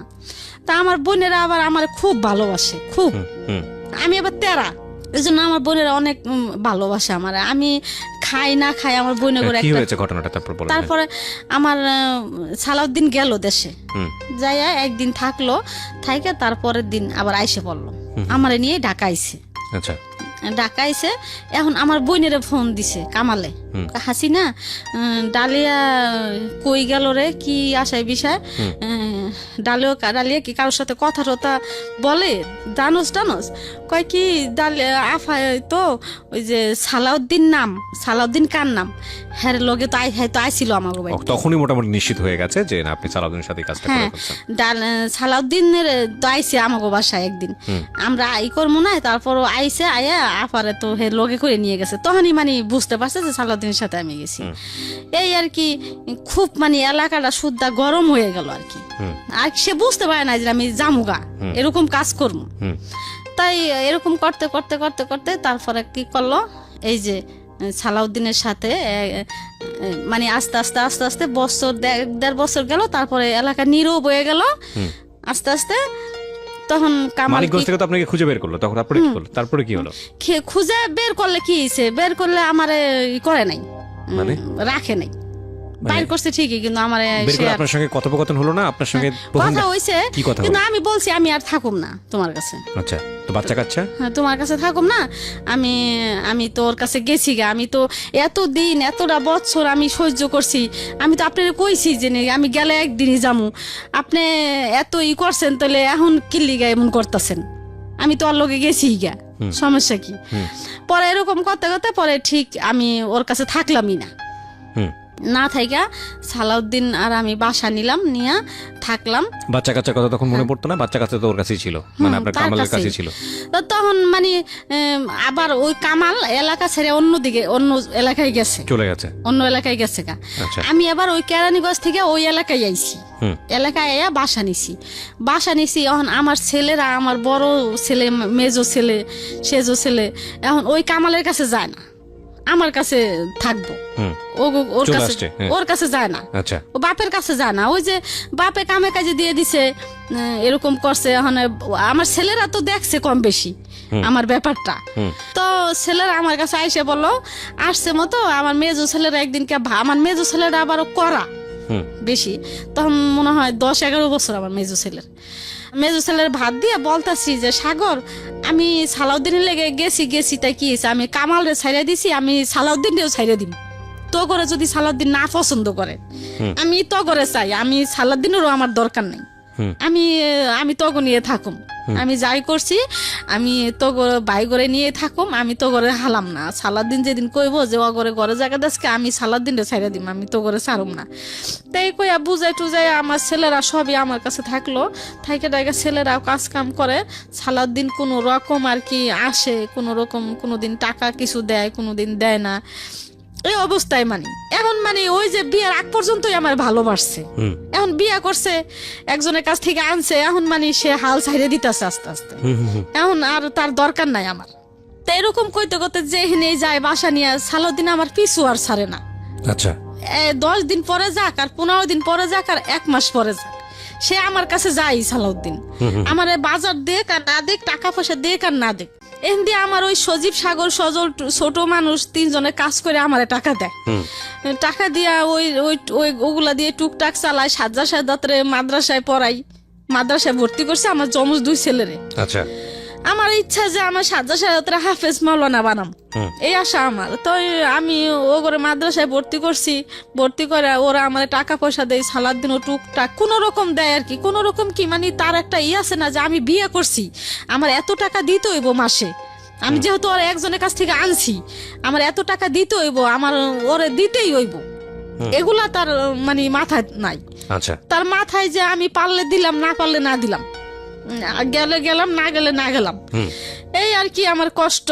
আমার সন্তান টন্তান নিয়ে আমি থাকতেছি 7-8 বছর গেল, যাওয়ার পরে আমি চিন্তা করলাম যে সালাউদ্দিন তো আমার পিছু ছাড়ে না, যেমনই হোক আমার পিছে পিছেই রয়েছে, আর আমি কামাল যেহেতু ছাইরে আইছি, তাই আমার একটা স্বামীর দরকার আছে, স্বামী থাকলে মানুষে কিন্তু একটা বাড়িতে গেলে ঘর ভাড়া দেয় না ভাইয়া স্বামী ছাড়া। আর আমার ছোট ছোট বাচ্চা কাছে না, পরে কি করলাম, এই চিন্তা ভাবনা করে আমি এই হাবিব রে নিলাম, এই হাবিব আমি উনিছি, আর আল্লাহ দিছে, দেওয়ার মালিক আল্লাহ। তো এই হাবিব পেটে আসলো আর কি 8 বছর পরে, মানে যে বাচ্চাটাকে আপনি আজকে নিয়ে আসছেন 8 বছর পরে, বলতে কি মানে সালাউদ্দিনের সাথে সংসার, সালাউদ্দিনের সাথে সংসার করছেন 8 বছর, তারপরে বাচ্চা কাচ্চা। এই 8 বছর আমি একটু জানতে চাই, 8 বছর কি হলো, মানে আপনার সালাউদ্দিনের সাথে কোনো সমস্যা হয়নি, সে আপনার বাচ্চা কাচ্চা সহ মেনে নিয়েছে? কিন্তু আমার বাচ্চা কাচ্চারা খারাপ জানতো না, কি লিগে খারাপ জানতো না, আমার বিয়ের আগে আমার বাচ্চা কাচ্চারা খুব ভালোবাসতো সে, কিন্তু বিয়ের পরে মনে হইলো কি সালাউদ্দিন আমার বাচ্চা কাচ্চা মানে তার একটা দেওয়াল হয়ে গেল, মানে কেমন কেমন যে না বাচ্চাগুলোর সাথে ঠিক মতো কথা বলতো না। আর যেমন বিয়ের আগে আমার সজীব সাগর বলতো, মামা আমার 10 টাকা দেন, আমার 5 টাকা দেন, গেলে গলা ধরতো, মামারে ভালোবাসতো, আমার টাকা দেন, মুড়ি খামু, হ্যান খামু, তেন খামু, ঝাল মুড়ি খাম। কিন্তু তখন আর আমার ছেলেরা কেউ ওই সালাউদ্দিনের সাথে আর কথা বলে না, আর সালাউদ্দিনও আমার ছেলেগুলো বেশি ভালোবাসে না, ওই সাজ্জাদ শাহাদাতের 2 সামনে পড়লে কথা কয়, না পড়লে নাই। তাই এর মধ্যে এই বাচ্চা না আমার পেটে আসলো, আসার পরে বাচ্চাটা পেটে আসলো, তখন ওর চাকরি নাই, সাসপেন্ড করলো, সাসপেন্ড করার পরে এখন সালাউদ্দিনের চাকরি নেই। চাকরি নাই, আমি টুকটাক ব্যাগের কাজ করতাম, সজীব সাগর সজল টাকা দিত, এই দিয়েই আমি চলতাম, ঘর ভাড়া দিতাম, আমরা খাইতাম, আবার সাজার মাদ্রাসার বেতনও চালাইতাম। আবারও এই সালাউদ্দিন আসলে বাজার করে খাওয়াইতাম, আবার সালাউদ্দিনের টুকটাক কোনো কাপড় চোপড় লাগলে দিতাম। মানে কি সালাউদ্দিন দূরে থাকতো? হ্যাঁ, ওর বাবা মার কাছেই থাকতো বেশি। তো আপনার কাছে থাকতো? বললাম না, 15 দিন পরে, 10 দিন পরে, এক মাস না, 15 দিন, 10 দিন, এক সপ্তাহ পর পরই আসতো আচ্ছা আমার কাছে। তাই এরকম চলতেছি যখন বাবু হওয়ার এক সপ্তাহ আগে আমি মেডিকেল সবই রেডি হয়ে গেছে, বলছে যে বাবু সিজারে হইব। তাই এখন ভর্তি হমু। এখন সালাউদ্দিনকে বলতেছি কি, সালাউদ্দিন এখন তো আমার মা ভর্তি হইতে হইব মেডিকেল, এখন কি করবো? এখন কয় আচ্ছা ঠিক আছে, যা একটা করাই যাইব। মানে ওরকম একটা মাথা করে না, মানে একটা গুরুত্ব দেয় না, না কি আর করে না। না কারণে ও এক সপ্তাহ আগে আমার বাসার থেকে, বাবু হয়েছে নভেম্বরের 9 তারিখে, এর আগে এক সপ্তাহ আগে আমার বাসা থেকে বের হয়ে যাইতাছে, সকালবেলা বের হয়ে যাইতাছে। যাওয়ার সময় আমি ওরে পিছর থেকে, আমার অবস্থা তো তখন ভালো না এক সপ্তাহ আগে, তখন আমি পিছর থেকে ওরে জড়াই ধরছি, জড়াই ধরে আমি কাইন্দে দিছি যে সালাউদ্দিন তুমি, আমার মনে হয় কি তোমার তখন মানে ওই সাসপেন্ডে ছিল 2.5 বছর ভাইয়া, বাবু হওয়ার 1 মাস আগে ওর চাকরি হয়েছে আবারও। আচ্ছা, হ্যাঁ আবার হয়েছে। হওয়ার পরে এখন আমার আর ভালো লাগতেছে না, যে এমনি ওই কেমন যেন ওর ভাবসাব বেশি একটা ভালো না। আর চাকরি হয়েছে, এখন মনে হয় যে সালাউদ্দিন আমার ছেড়ে চলেই যাইব। আচ্ছা, এই ভাইবা মানে ওরে আমি পিছের থেকে জড়াই ধরলাম যে সালাউদ্দিন তুমি কি আমারে ছাইরা যাইবা গা, চাকরি হয়েছে, তুমি আমার ছাইরা যাও না সালাউদ্দিন, আমার মা নাই, আমার কেউ নাই, আমার কোনো আত্মীয় স্বজন নাই, আমার কে দেখবো এমন সময়। তখন আপনার 5টা বাচ্চা আপনার সঙ্গেই থাকে, আরো পেটে 2টা মাদ্রাসায় থাকে, আর কাজে কামেই থাকে বেশি ছেলেরা। পরে বললাম, ও আর কি কোনো মাথা লড়াইলো না ভাইয়া, যে আমি কই যাবো তোরে ছাইরা। আছে না এতটা বছর সংসার করছি ভাইয়া, মাথায় হাত দিয়ে বলতে পারতো যে কেন আমি তোরে ছাইরা যাম। কিছু না বললে ওর জুতা টুতা মুছে দিলাম ভাইয়া, নাস্তা টাস্তা বানাই দিলাম, ও খাইয়া কি করলো, আসতে বাইরে গেল, যায় আর আসলো না। পরে আমি এই 9 দিন পরে আমি ভর্তি হমু, সালাউদ্দিনে ফোন দিতেছি যে ভাইয়া আমি তো ভর্তি হমু, আমি কেমনে কি করুম, আমি একলা, আমার তো কেউ নাই তুমি জানো, তাই আমি কি করুম। মানে ও আমার ফোনই রিসিভ করে না। না কারণে একদিন আমার বলতাছি কি যে, একদিন ওর বোনের জামাই ফোন দিছে আমারে, ওর বোনের জামাই আর কি ভালো অবস্থা, আর ওরা বেশি একটা অবস্থা ভালো না, 5-6 ভাই খাটে, টাকা পয়সা মানে খাইলে ভালো। আচ্ছা, আর ওর বোনের জামাই অবস্থা ভালো। তা ওর বোনের জামাই ওর ফোন দিছে, কবির নাম, বলতেছে কি ফোন দিয়া, কয় কে ডালিয়া? আমি কই হ্যাঁ আমি ডালিয়া। কয় আমাকে আপনি কে? কয় কি আমি কবির। পরে আমি কই কি ব্যাপার ভাইয়া, কেমন আছেন? কয় হ্যাঁ ভালো আছি। পরে বলতেছে কি ডালিয়া তোমার একটা কথা, তোমার সাথে কথা বলতে চাই। আমাকে বলেন। কয় কি তোমার তো সালাউদ্দিন ছাইরে দিতে চায়। পরে ভাইয়া লাগলো কি আমার সারা শরীরে ঘাম ছুটে গেল। ওর বোনের জামাই, মা বোন সবাই ভাবতাছে যে এখন সরকারি চাকরি ছিল না এতদিন, যাই হোক আসিল, এখন সরকারি চাকরি হইতাছে, আমার ছেলে আরো একটা বাচ্চা হইতাছে, ওই বাচ্চারে খাওন টাউন দিব, টাকা পয়সা দিব, আর ওগুলা এখন সবাই মানে চিন্তা ভাবনা করছে আমারে ছাড়াই হালাইব। চাকরি হয়েছে, এখন সালাউদ্দিনও আমারে ছাইরে দিব, এই চিন্তা। আপনাকে বলছে, তারপর কি হলো? ওর বোনের জামা হাতে পায়ে ধরে বলছে যে ভাইয়া আমারে টাকা পয়সা দিয়ে ডালিয়ারে ছাড়ান, আমি মাসে মাসে বেতন পাই, যে 18,000 টাকা বেতন পাবো, এগুলো আপনারা মাসে মাসে আপনি নিয়ে যান, আর গাড়ি যে চালামো এই টাকায় সংসার চলবো, মা বাপের দিন। এগুলা বলছে। ওর বোনের জামাই কি করলো, আমার ফোন দিয়ে বলতেছে কি সালাউদ্দিন তো তোমার ছাইরে দিতে চাই। পরে আমি কই কি ছাইরা দিতে চাই, এতটা বছর গেল, এখন ছাইরা দিতে চাই, বাবু হইব, এখন এই সময় ছাইরা দিতে চাইবো, কি কিনলিগা কি? তা তো আমি জানি না, সালাউদ্দিন রাখবো না তোমারে, এরকম এরকম আমরা তোমার টাকা পয়সা দিয়ে ছাইরা দিতে চাই। তাই কি করলো, এই 9 দিনের ভিতরে আর কোনো খোঁজ খবর নাই। এই কথা আর কি আমার কানে আসলো, ফোন দিল, তখন তো আমার অবস্থা কেমন তা তো জানেনি ভাইয়া, এতটা বছর আমি ওর সাথে থাকলাম যেমনই হোক। তাই এই নভেম্বরের 8 তারিখে আমি মেডিকেলে ভর্তি হইলাম, হাসপাতালে, আমগো বাসার পাশেই হাসপাতালে ভর্তি হয়েছি। এখন আমি এর আগে এক আপারে বলছিলাম ভাত খাওয়ায়, মানুষ খাওয়ায়, হে আপারা মানুষ খাওয়ায় আর কি, 15-20 জন। আপারে বললাম কি, আপা পাশের বাড়িরই আপা, আমি যদি মেডিকেলে ভর্তি হই আপনি তো জানেনই আপা আমার কেউই নাই, যদি আমার আপনার লাগে আপা তাহলে কি আপনি যাইবেন? কয় কে আমি যাবো না কে, তুই আমার ফোন দিস দেখিস আমি যাবো। পরে আমি ভর্তি হইলাম 8 তারিখে নভেম্বরের, 9 তারিখে সকালবেলা ভাইয়া আমার সিজার করব। এখন ওই আপায় সকালবেলা বাজারে গেছে, আরো দেখেছে, এর মধ্যে আমার শরীর মানুষ চায় ভাইয়া।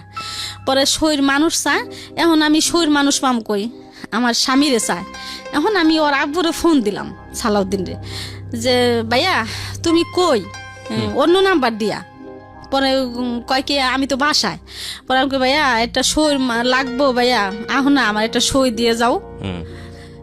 এখানে তো কেউ নাই, এখন সই কেডা দিয়ে দিব, একটা সই দিয়ে যাও না ভাইয়া। কইলাম মতো আমি আইতাছি, কই ভাইয়া ফোনটা অফ করে রাখলো।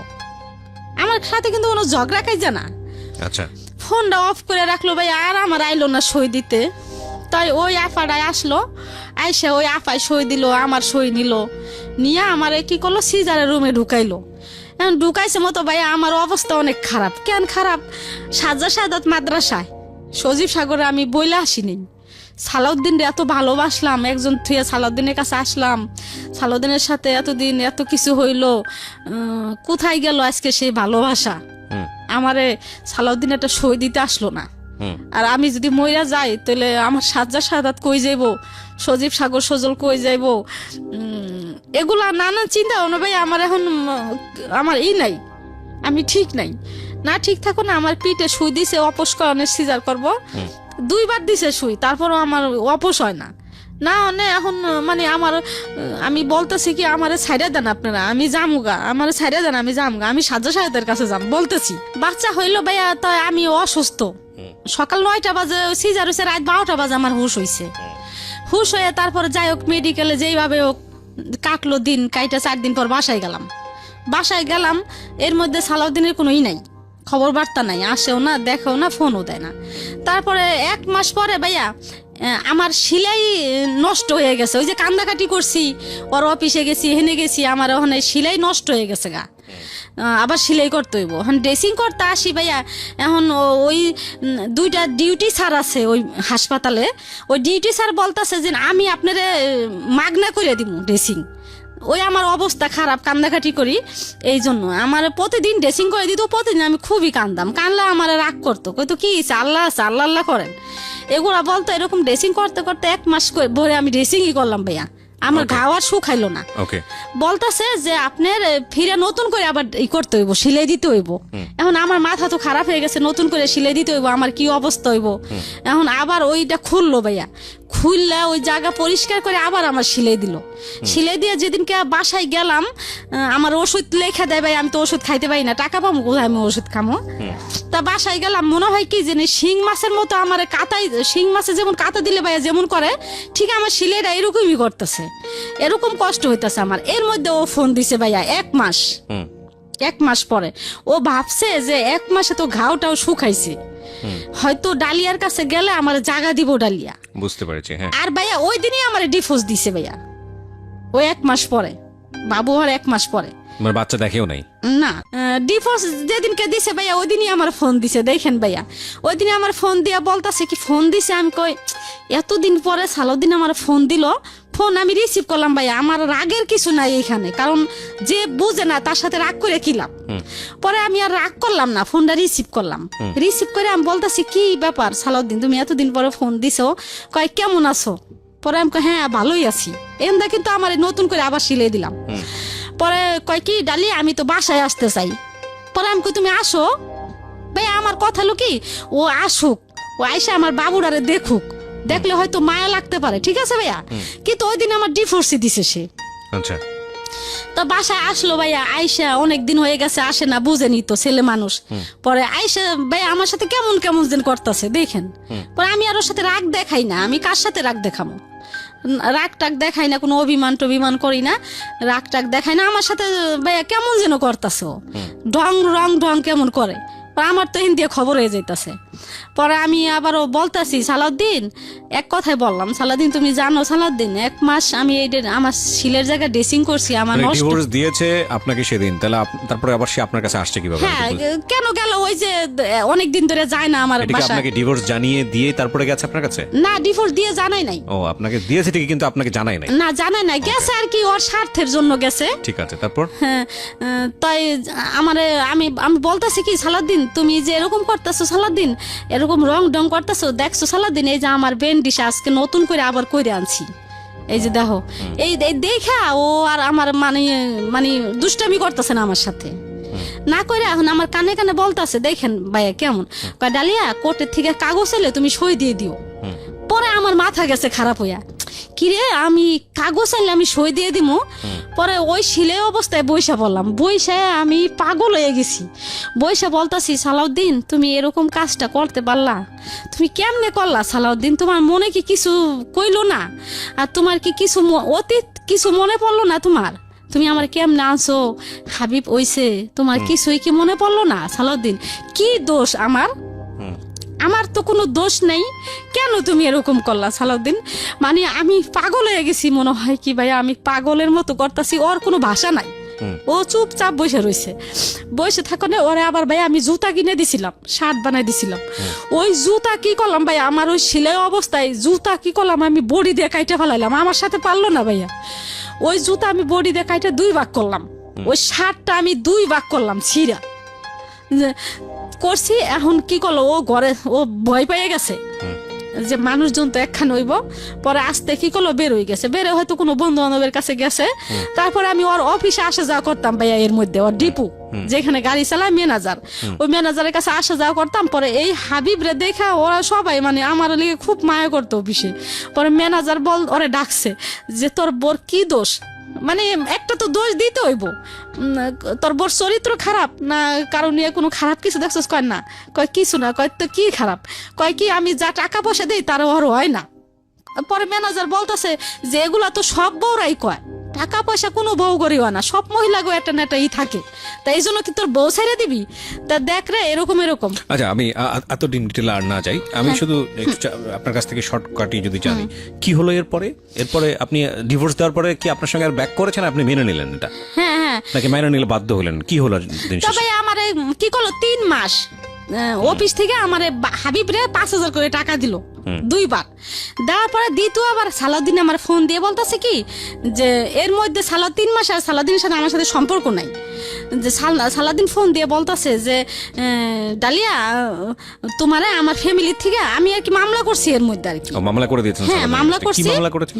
মামলা করছি যে যৌতুক মামলা করছি, আর যৌতুক এবং নারী নির্যাতন যেটা হয় আর কি। হ্যাঁ, খেয়াল করবেন 3টা অ্যাঙ্গেল আছে এই গল্পে, এর ভিতরে আমি থামাই আপনাকে। 3টা অ্যাঙ্গেল প্রিয় শ্রোতা, একটা হচ্ছে ওনার আগের সংসার, ওনার পরের সংসার দ্বিতীয় অ্যাঙ্গেল, তৃতীয় অ্যাঙ্গেল হচ্ছে মামলা। এই মামলার বিষয়টা এখানে কিভাবে আসলো, মানে এবং যখন সরকারের কাছে আশ্রয় নিতে হচ্ছে এই সমস্যা সমাধানের জন্য, সেই যে আশ্রয় যে যৌতুক এবং নারী নির্যাতন, যৌতুকের প্রসঙ্গ তো এখানে আসেই নাই, মানে পুরো এন্টায়ার গল্পে।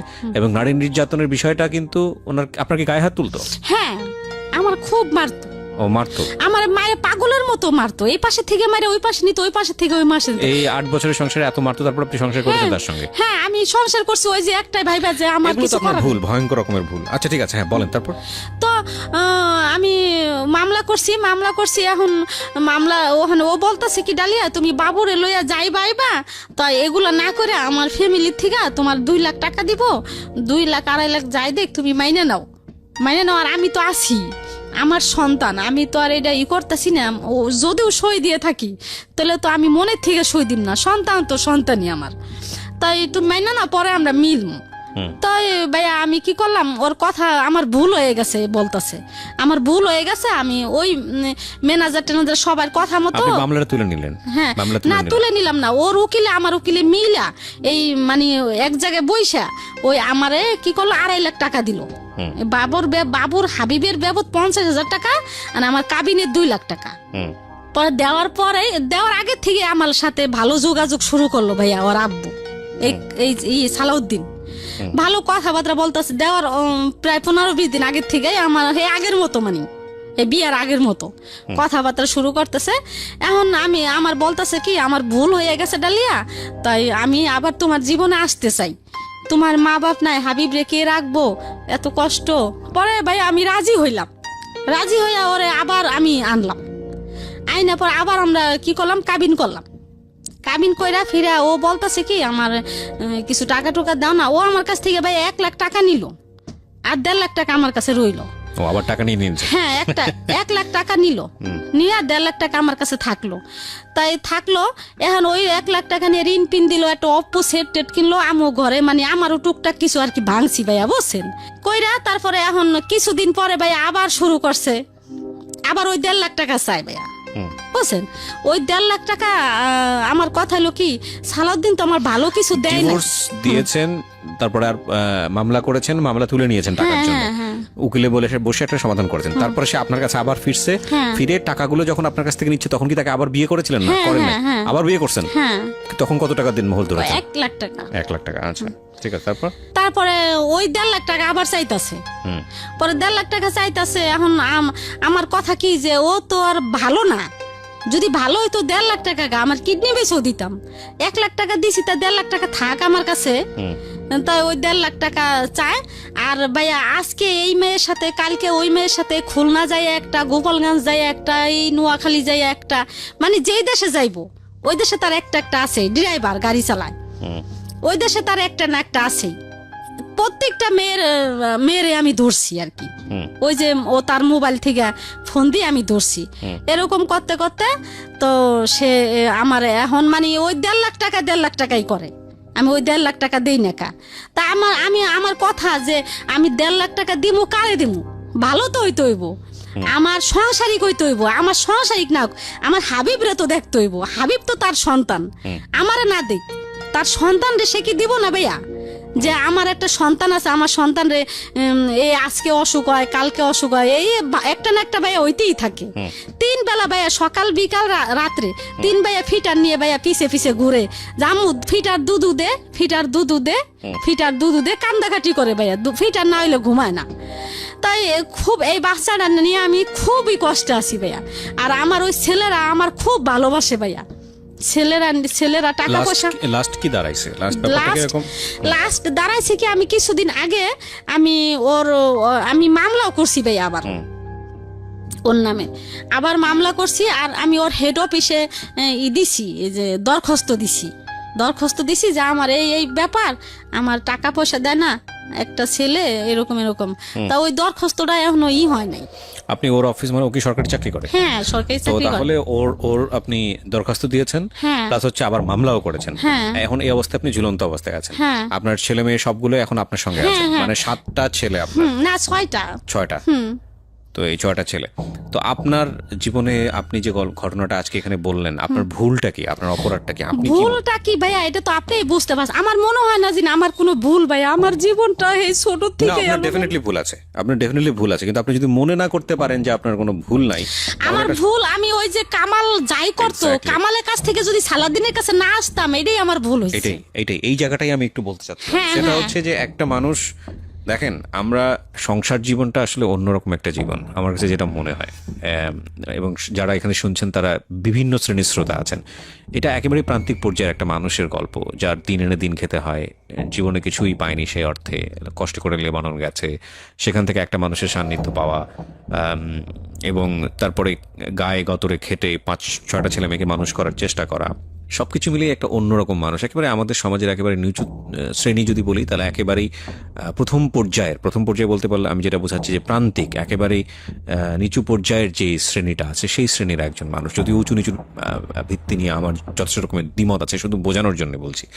তো আমি যেটা বলতে চাই সেটা হচ্ছে যে এই মানুষটার জীবনটাকে যদি আপনি অ্যানালাইসিস করেন, এরকম ঘটনা আমাদের প্রত্যেকের জীবনে আছে। সবচেয়ে ট্রিকি পয়েন্ট আজকের এই জীবনের পুরো গল্পটাতে, সিক্রেটসে, সেটা হলো, দেখুন ওনার জীবনের কোনো কিছুই সমস্যা ছিল না। ওনার প্রথম হাজব্যান্ডের সমস্যার জায়গাটা যেটা ছিল, উনি যেটা বলছেন যে আমার হাজব্যান্ড আমাকে লাভ করতো, ভালোবাসতো, কিন্তু ওর যে খামখেয়ালিপনাগুলো, জুয়া খেলা বা ওর যে সংসারের দিকে মন না দেয়াটা, এটা আমার পছন্দ ছিল না। এবং সবচেয়ে বেশি যেই ল্যাকিংসটা ছিল, আদর যত্ন স্নেহ, যেটা হাজব্যান্ডের কাছ থেকে একজন ওয়াইফ প্রত্যাশা করে, ওই জায়গাটায় আরেকজন তৃতীয় পক্ষ চলে এসেছিল। এবং সেই তৃতীয় পক্ষটা ছিলেন হচ্ছে ওনার দ্বিতীয় হাজব্যান্ড সালাউদ্দিন, যিনি লম্বা একটা সময় নিয়ে ওনার সময়টা ইনভেস্ট করেছেন এনার পেছনে, এবং যেভাবেই হোক না কেন তার কাছে নিয়েছেন।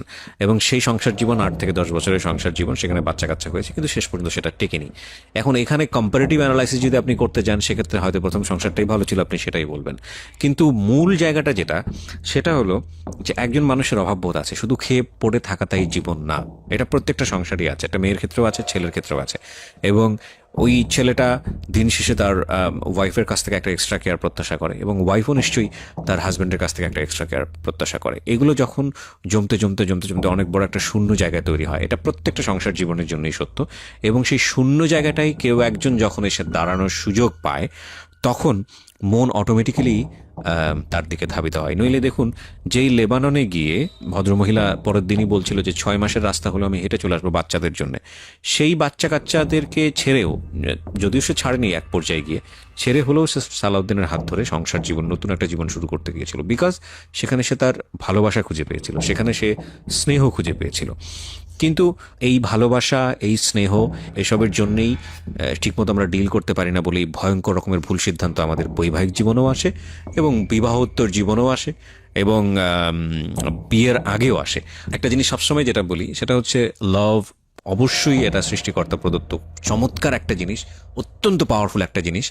কিন্তু এই লাভটাকে যদি আমরা রেসপেক্টের জায়গায় রাখতে না পারি, এই লাভের ইকুয়েশনটা যদি শুধুই ইমোশনাল হয়, সেটার সাথে যোগ বিয়োগে যদি সামাজিকতা এবং আরও যে বিষয়গুলো চলে আসে মানুষের বেঁচে থাকার জন্য, সেগুলো যদি না মেলে, শুধুই প্রেম নিয়ে, শুধুই ইমোশন নিয়ে জীবনে সুখী হওয়া বা সাকসেস রেট আমার মনে হয় খুবই খুবই খুবই কম। কারণ এই ইমোশন বলেন, এই লাভ বলেন, এইটা না ওই প্রথম পর্যায়ে যেই ফোর্স নিয়ে থাকে, এটা রূপ পরিবর্তন হয়ে যায়। অফকোর্স আমি রেসপেক্ট রেখেই বলতে চাই, হাজব্যান্ড অ্যান্ড ওয়াইফ বছরের পর বছর সংসার করছেন, কেউ হয়তো কাকে বার্থডে উইশও করেন না, কেউ হয়তো কারোর জন্য কখনো ফুলও কেনেন না, কেউ হয়তো কারোর জন্য কোনোভাবে স্পেশাল ডে বা ডিনারেরও আয়োজনও করেন না। তাহলে কি তাদের মধ্যে লাভটা নেই? লাভটা অবশ্যই আছে, কিন্তু লাভটার ইন এ ডিফারেন্ট ওয়ে। লাভটা তখন হয়তো রেসপন্সিবিলিটি হয়ে গেছে, লাভটা তখন হয়তো অন্যরকম একটা ফর্মেটে তাদের দুজনের মধ্যে ধরা দিয়েছে। এই দুজন মানুষ কখনোই হয়তো বা ওইভাবে অনুভব করেননি যে তাকে স্পেশাল টেক কেয়ার করা উচিত। কিন্তু দেখবেন যে দুজন মানুষকে যখন আপনি আলাদা করে ফেলছেন, তাদের মধ্যে একটা অস্বস্তি শুরু হয়ে গেছে, তাদের মধ্যে একটা মানে প্রচণ্ড রকমভাবে মিস করা শুরু হয়ে গেছে। এই যে নির্ভরতা, যেটা বোঝা যায় না, যেটা এক্সারসাইজের জায়গাটায় আসে না, যেটা বয়ফ্রেন্ড এবং গার্লফ্রেন্ডের ক্ষেত্রে খুব বেশি প্রয়োজন হয়, যেটা হয়তো হাজব্যান্ড আর ওয়াইফের ক্ষেত্রে একেবারেই প্রয়োজন হয় না, এই জিনিসটা থাকে, এটা ডিফারেন্ট ফর্মেটে চলে যায়। তো আমি কথাটা এই কারণেই বলছি যে যেই ইমোশনের কারণে, যে মানুষটাকে না হলে আপনার চলছে না, যে মানুষটাকে না হলে আপনার জীবনটাকে বৃথা মনে হচ্ছে, এটা একটা মারাত্মক রকমের ইমোশন, খুবই ম্যাচিউরড একটা ইমোশন। কজ এই ইমোশনটা পরবর্তীতে অন্যদিকে টান নেয়, এবং সেই টার্নিং পয়েন্টে গিয়ে ওই মানুষটার সঙ্গে আদৌ থাকা সম্ভব কিনা, সামাজিকতা কি বলে, এবং আপনার জায়গা থেকে লজিক কি বলে। যদিও আমরা যখন জানি যে ইমোশন যখন চলে আসে, তখন লজিকটা অনেক বেশি বন্ধ হয়ে যায়। তো এই চিন্তাটা করাটা খুব জরুরি। নইলে 8 বছর পরেই হোক, 5 বছর পরেই হোক, 7 বছর পরে হোক, 10 বছর পরেই হোক, জীবনে একটা ভয়ঙ্কর রকমের সময়ের মুখোমুখি হয়ে যায় অনেকেই, যেমনটা হয়েছেন আজকে আমাদের আজকের অতিথি। আমি যে কথাগুলো আপনাকে বললাম, সে কথাগুলো সবার জীবনে সত্য, আমার জীবনও সত্য। বিষয়টা আসলে এরকম না যে আমি আপনাকে জ্ঞান দিচ্ছি, এই কথাগুলো আপনিও জানেন, কিন্তু প্র্যাকটিসের জায়গাটায় অনেক সময় আমরা ভুল করে ফেলি। তো যেই ভুলটাই হোক না কেন, একটা যেটা হচ্ছে ভুল হয়ে গেছে, সুতরাং ওখান থেকে বের হয়ে আসতে হবে। Because you are still breathing, আপনি এখনো নিঃশ্বাস নিচ্ছেন, তার মানে আপনার এখনো পসিবিলিটি আছে ভালো কিছু করার। আর যারা করছেন বা করতে যাচ্ছেন, তাদের জন্যই আমাদের এই সিক্রেটস। শুধু এতটুকুই বলার আছে, বৈবাহিক সম্পর্ক বা কোনো একটা মানুষের সঙ্গে থাকার যে বিষয়টা, সেই সিদ্ধান্তটা কখনোই একার সিদ্ধান্ত হওয়া উচিত নয়। যদি আপনি সোসাইটিতে বিলং করেন, যদি আপনি পরিবারে বিলং করতে চান, এবং সেই একার সিদ্ধান্তের জায়গাটা জীবনে ভয়ানক রকমের খেসারত নিয়ে আসে। আপনি যদি সেই খেসারতটা না নিতে পারেন, আপনি যদি তৈরি না হন, তাহলে আমার মনে হয় এই ধরনের রিস্ক না নেওয়াটাই বেটার। এবং ইমোশনালি আপনি আসলেও রেডি কিনা একজন মানুষকে নিয়ে এত বড় রিস্ক নেওয়ার জন্য, সেজন্য যদি আপনি বুঝতে না পারেন, তাহলে সময় নেওয়াটা বেটার। সবাই অনেক অনেক ভালো থাকুন, শুভরাত্রি। 2.5 বছর ভাইয়া, বাবু হওয়ার 1 মাস আগে ওর চাকরি হয়েছে আবারও। আচ্ছা, হ্যাঁ, আবার হয়েছে। হওয়ার পরে এখন আমার আর ভালো লাগতেছে না, যে এমনি ওই কেমন যেন আর ভাবসাব বেশি একটা ভালো না। আর চাকরি হয়েছে, এখন মনে হয় যে সালাউদ্দিন আমার ছেড়ে চলেই যাইব। আচ্ছা, এই ভাইবা মানে ওরে আমি পিছের থেকে জড়াই ধরলাম যে সালাউদ্দিন তুমি কি আমারে ছাইরা যাইবা গা, চাকরি হইছে তুমি আমারে ছাইরা যাও না সালাউদ্দিন, আমার মা নাই, আমার কেউ নাই, আমার কোনো আত্মীয় স্বজন নাই, আমার কে দেখবো এমন সময়। তখন আপনার 5টা বাচ্চা আপনার সঙ্গেই থাকে, আরো পেটে পেটে দুইটা মাদ্রাসায় থাকে আর কাজে কামেই থাকে বেশি ওকে। ছেলেরা। পরে বললাম, ও আর কি কোনো মাথা লড়াইলো না ভাইয়া, যে আমি কই যাবো তোরে ছাইরা। আছে না এতটা বছর সংসার করছি ভাইয়া, মাথায় হাত দিয়ে বলতে পারতো যে কেন আমি তোরে ছাইরা যাম। কিছু না বইলে ওর জুতা টুতা মুছে দিলাম ভাইয়া, নাস্তা টাস্তা বানাই দিলাম। ও খাইয়া কি করলো, আসতে বাইরে গেল, যায় আর আসলো না। পরে আমি এই 9 দিন পরে আমি ভর্তি হমো, সালাউদ্দিনে ফোন দিতেছি যে ভাইয়া আমি তো ভর্তি হমো, আমি কেমনে কি করুম, আমি একলা, আমার তো কেউ নাই তুমি জানো, তাই আমি অনেক কি করুম। মানে ও আমার ফোনই রিসিভ করে না, না কারণে একদিন আমার বলতাছি কি যে একদিন ওর বোনের জামাই ফোন দিছে আমারে, ওর বোনের জামাই আর কি ভালো অবস্থা, আর ওরা বেশি একটা অবস্থা ভালো না, 5-6 ভাই খাটে, টাকা পয়সা মানে খাইলে ভালো। আচ্ছা। আর ওর বোনের জামাই অবস্থা ভালো, তা ওর বোনের জামাই আমার ফোন দিছে, কবির নাম, বলতেছে কি ফোন দিয়া কয় কে ডালিয়া, আমি কই হ্যাঁ আমি ডালিয়া, কয় আমি আপনি কে, কয় কি আমি কবির। পরে আমি কই কি ব্যাপার ভাইয়া কেমন আছেন, কয় হ্যাঁ ভালো আছি। পরে বলতেছে কি ডালিয়া তোমার একটা কথা, তোমার সাথে কথা বলতে চাই। আমি কই বলেন। কয় কি তোমারে তো সালাউদ্দিন ছাইরে দিতে চায়। পরে ভাইয়া লাগলো কি আমার সারা শরীরে ঘাম ছুটে গেল। ওর বোনের জামাই, মা বোন সবাই ভাবতাছে যে এখন সরকারি চাকরি ছিল না এতদিন, যাই হোক আসিল, এখন সরকারি চাকরি হইতাছে, আমার ছেলে আরো একটা বাচ্চা হইতাছে, ওই বাচ্চারে খাওন টাউন দিব, টাকা পয়সা দিব, আর ওগুলা এখন সবাই মানে চিন্তা ভাবনা করছে আমারে ছাড়াই হালাইব। চাকরি হইছে, এখন সালাউদ্দিনও আমারে ছাইরা দিব, এই চিন্তা। হ্যাঁ, আপনাকে বলছে, তারপর কি হলো? ওর বোনের জামা হাতে পায়ে ধরে বলছে যে ভাইয়া আমারে টাকা পয়সা দিয়ে ডালিয়ারে ছাড়ান, আমি মাসে মাসে বেতন পাই, যে 18,000 টাকায় বেতন পাবো, এগুলো আপনারা মাসে মাসে আপনি নিয়ে যান, আর গাড়ি যে চালামো এই টাকায় সংসার চলবো, মা বাপের দিন। এগুলা বলছে ওর বোনের জামাই। কি করলো আমার ফোন দিয়ে বলতেছে কি আর সালাউদ্দিন তো তোমার ছাইরা দিতে চাই। পরে আমি কই কি ছাইরা দিতে চাই, এতটা বছর গেল এখন ছাইরা দিতে চাই, বাবু হইব এখন এই সময় ছাইরা দিতে চাইবো কি কিনলিগা কি, তা তো আমি জানি না, সালাউদ্দিন রাখবো না তোমারে, এরকম এরকম আমরা তোমার টাকা পয়সা দিয়ে ছাইরা দিতে চাই। তাই কি করলো, এই 9 দিনের ভিতরে আর কোনো খোঁজ খবর নাই। এই কথা আর কি আমার কানে আসলো, ফোন দিল, তখন তো আমার অবস্থা কেমন তা তো জানেনি ভাইয়া, এতটা বছর আমি ওর সাথে থাকলাম যেমনই হোক। তাই এই নভেম্বরের 8 তারিখে আমি মেডিকেলে ভর্তি হইলাম, হাসপাতালে, আমগো বাসার পাশেই হাসপাতালে ভর্তি হয়েছি। এখন আমি এর আগে এক আপারে বলছিলাম ভাত খাওয়ায়, মানুষ খাওয়ায়, হে আপারা মানুষ খাওয়ায় আর কি, 15-20 জন। আপারে বললাম কি আপা, পাশের বাড়িরই আপা, আমি যদি মেডিকেলে ভর্তি হই, আপনি তো জানেনই আপা আমার কেউই নাই, যদি আমার আপনার লাগে আপা তাহলে কি আপনি যাইবেন? কয় কে আমি যাবো না, কে তুই আমার ফোন দিস দেখিস আমি যাবো। পরে আমি ভর্তি হইলাম 8 তারিখে নভেম্বরের, 9 তারিখে সকালবেলা ভাইয়া আমার সিজার করব। এখন ওই আপায় সকালবেলা বাজারে গেছে, আরো দেখেছে, এর মধ্যে আমার শরীর মানুষ চাই ভাইয়া। পরে শরীর মানুষ চায়, এখন আমি শরীর মানুষ পাম কই, আমার স্বামীরে চায়। এখন আমি ওর আব্বুরে ফোন দিলাম সালাউদ্দিনরে, যে ভাইয়া তুমি কই, অন্য নাম্বার দিয়া। পরে কয় কি আমি তো বাসায়। পরে আমি কই ভাইয়া একটা সই লাগবো ভাইয়া, এখন না আমার একটা সই দিয়ে যাও, এখানে তো কেউ নাই, এখন সই কেডা দিয়ে দিব, একটা সই দিয়ে যাও না ভাইয়া। কইলাম মতো আমি আইতাছি, কই ভাইয়া ফোনটা অফ করে রাখলো। আমার সাথে কিন্তু কোনো ঝগড়া কাইজা না, আচ্ছা, ফোনটা অফ করে রাখলো ভাইয়া, আর আমার আইলো না সই দিতে। তাই ওই আপাটাই আসলো, আইসে ওই আপায় সই দিল, আমার সই নিল, নিয়ে আমার কি করলো সিজারের রুমে ঢুকাইলো। এখন ঢুকাইছে মতো ভাইয়া আমার অবস্থা অনেক খারাপ। কেন খারাপ? সাজা সাদাত মাদ্রাসায় সজীব সাগরে আমি বইলে আসিনি, সালাউদ্দিনরে এত ভালোবাসলাম, একজন থুয়ে সালাউদ্দিনের কাছে আসলাম, সালাউদ্দিনের সাথে এতদিন এত কিছু হইলো, কোথায় গেল আজকে সেই ভালোবাসা? আমারে সালাউদ্দিন একটা সই দিতে আসলো না। আর আমি যদি মইরা যাই তাহলে আমার সাজা সাদাত কই যাইব, সজীব সাগর সজল কই যাইব, এগুলা নানা চিন্তা ভাই আমার এখন আমার নাই, আমি ঠিক নাই। না ঠিক থাকো না, আমার পিঠে সুই দিছে অপসকরণের সিজার করব, 2 বার দিছে সুই, তারপরও আমার অপস হয় না। না মানে এখন মানে আমার আমি বলতেছি কি আমারে ছাইড়া দেন আপনারা, আমি যামুগা, আমারে ছাইড়া দেন, আমি যামুগা, আমি সাজ্জা সাহেবের কাছে যাম বলতেছি। বাচ্চা হইলো ভাইয়া, তাই আমি অসুস্থ, সকাল 9টা বাজে সিজার হয়েছে, রাত 12টা বাজে আমার হুশ হয়েছে। হুশ হয়ে তারপরে যাই হোক মেডিকেলে যেইভাবে হোক কাটলো দিন, কাইটা 4 দিন পর বাসায় গেলাম। এর মধ্যে সালাউদ্দিনের কোনোই নাই, খবর বার্তা নাই, আসেও না, দেখেও না, ফোনও দেয় না। তারপরে 1 মাস পরে ভাইয়া আমার সেলাই নষ্ট হয়ে গেছে, ওই যে কান্দাকাটি করছি, ওর অফিসে গেছি, হেনে গেছি, আমার ওখানে সেলাই নষ্ট হয়ে গেছে গা, আবার সেলাই করতে হইব। এখন ড্রেসিং করতে আসি ভাইয়া, এখন ওই 2টা ডিউটি স্যার আছে ওই হাসপাতালে, ওই ডিউটি স্যার বলতেছে যে আমি আপনারে মাগনা করে দিব ড্রেসিং।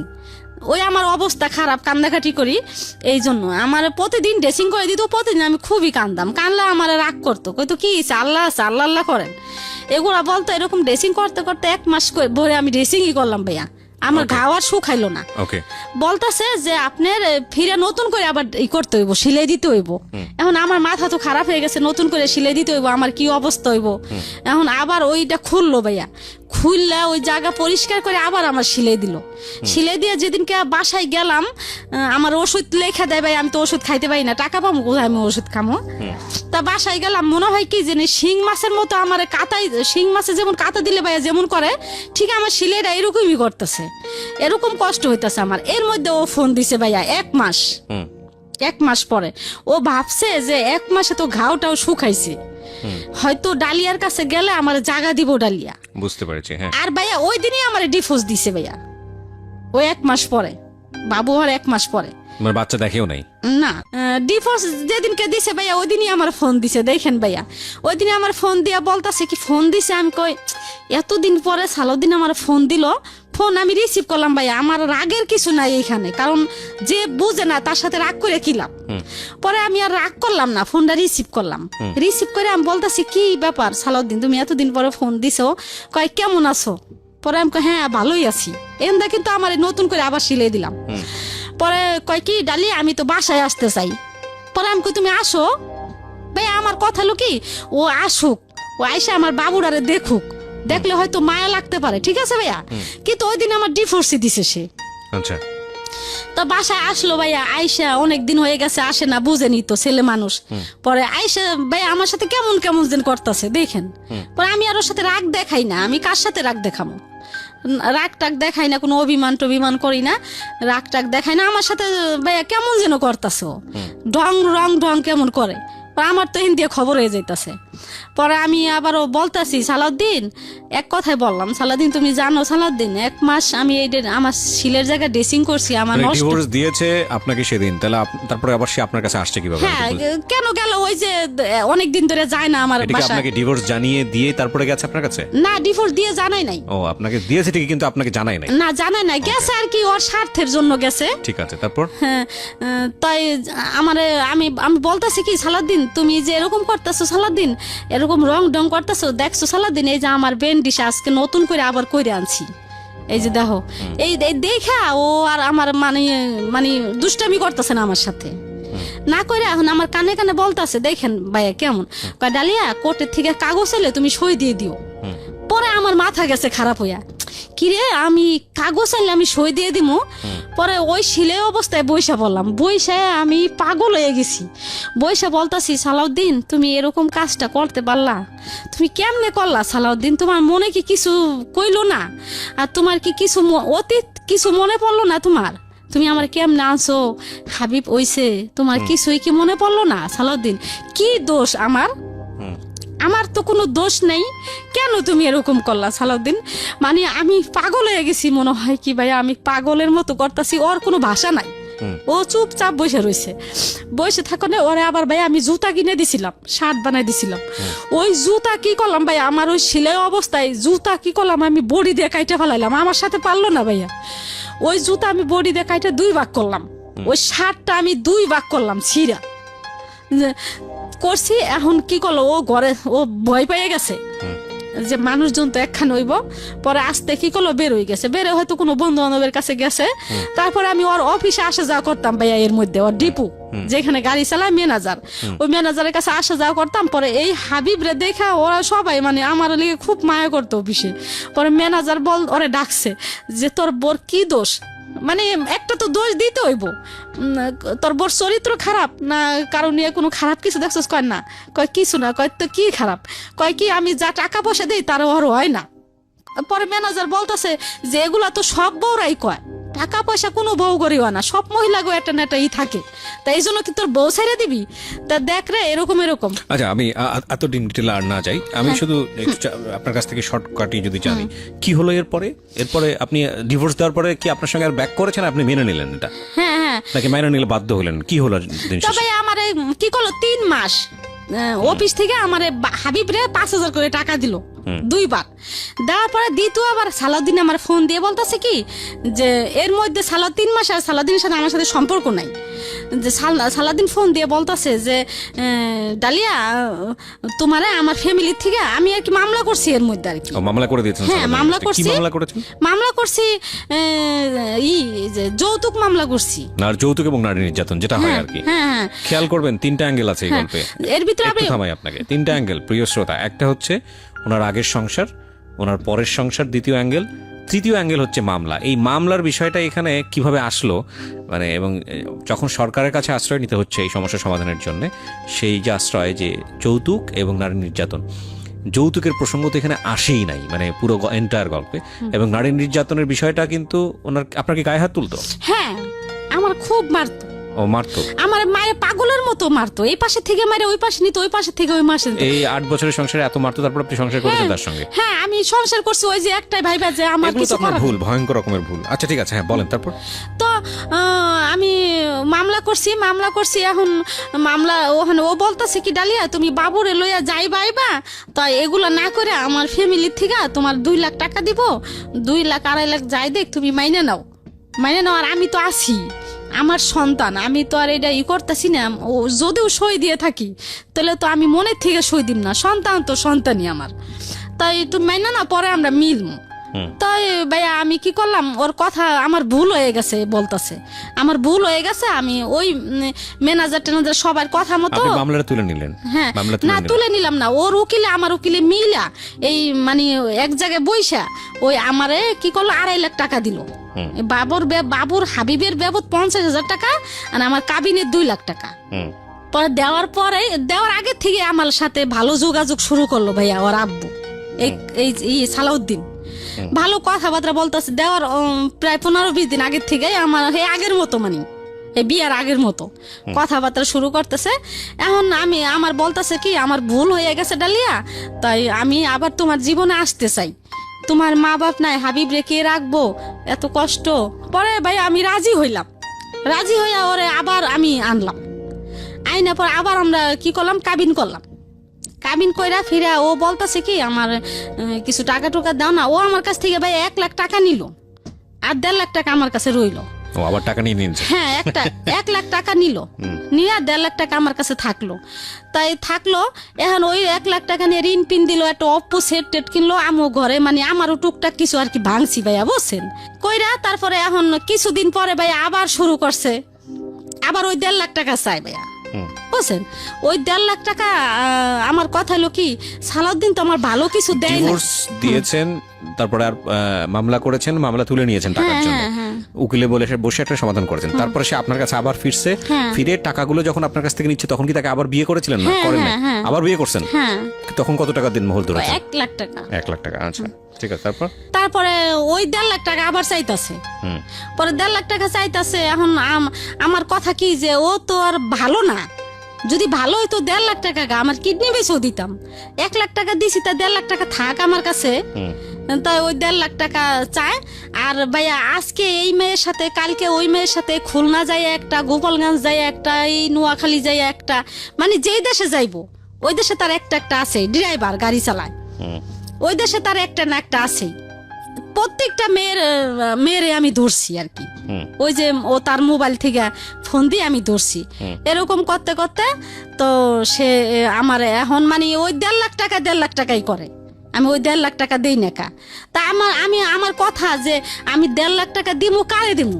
ভালো তো হইতে হইব, আমার সংসারিক হইতে হইব, আমার সংসারিক না হোক, আমার হাবিবরে তো দেখতে হইব। হাবিব তো তার সন্তান, আমারে না দেখ, তার সন্তান রে সে কি দিব না ভাইয়া? যে আমার একটা সন্তান আছে, আমার সন্তান রে এই আজকে অসুখ হয়, কালকে অসুখ হয়, এই একটা না একটা ভাইয়া হইতেই থাকে। 3 বেলা ভাইয়া, সকাল বিকাল রাত্রে 3 ভাইয়া ফিটার নিয়ে ভাইয়া পিছে পিছে ঘুরে, জামু ফিটার দুধু দে, ফিটার দুধু দে, ফিটার দুধু দে, কান্দাকাটি করে ভাইয়া, ফিটার না হইলে ঘুমায় না।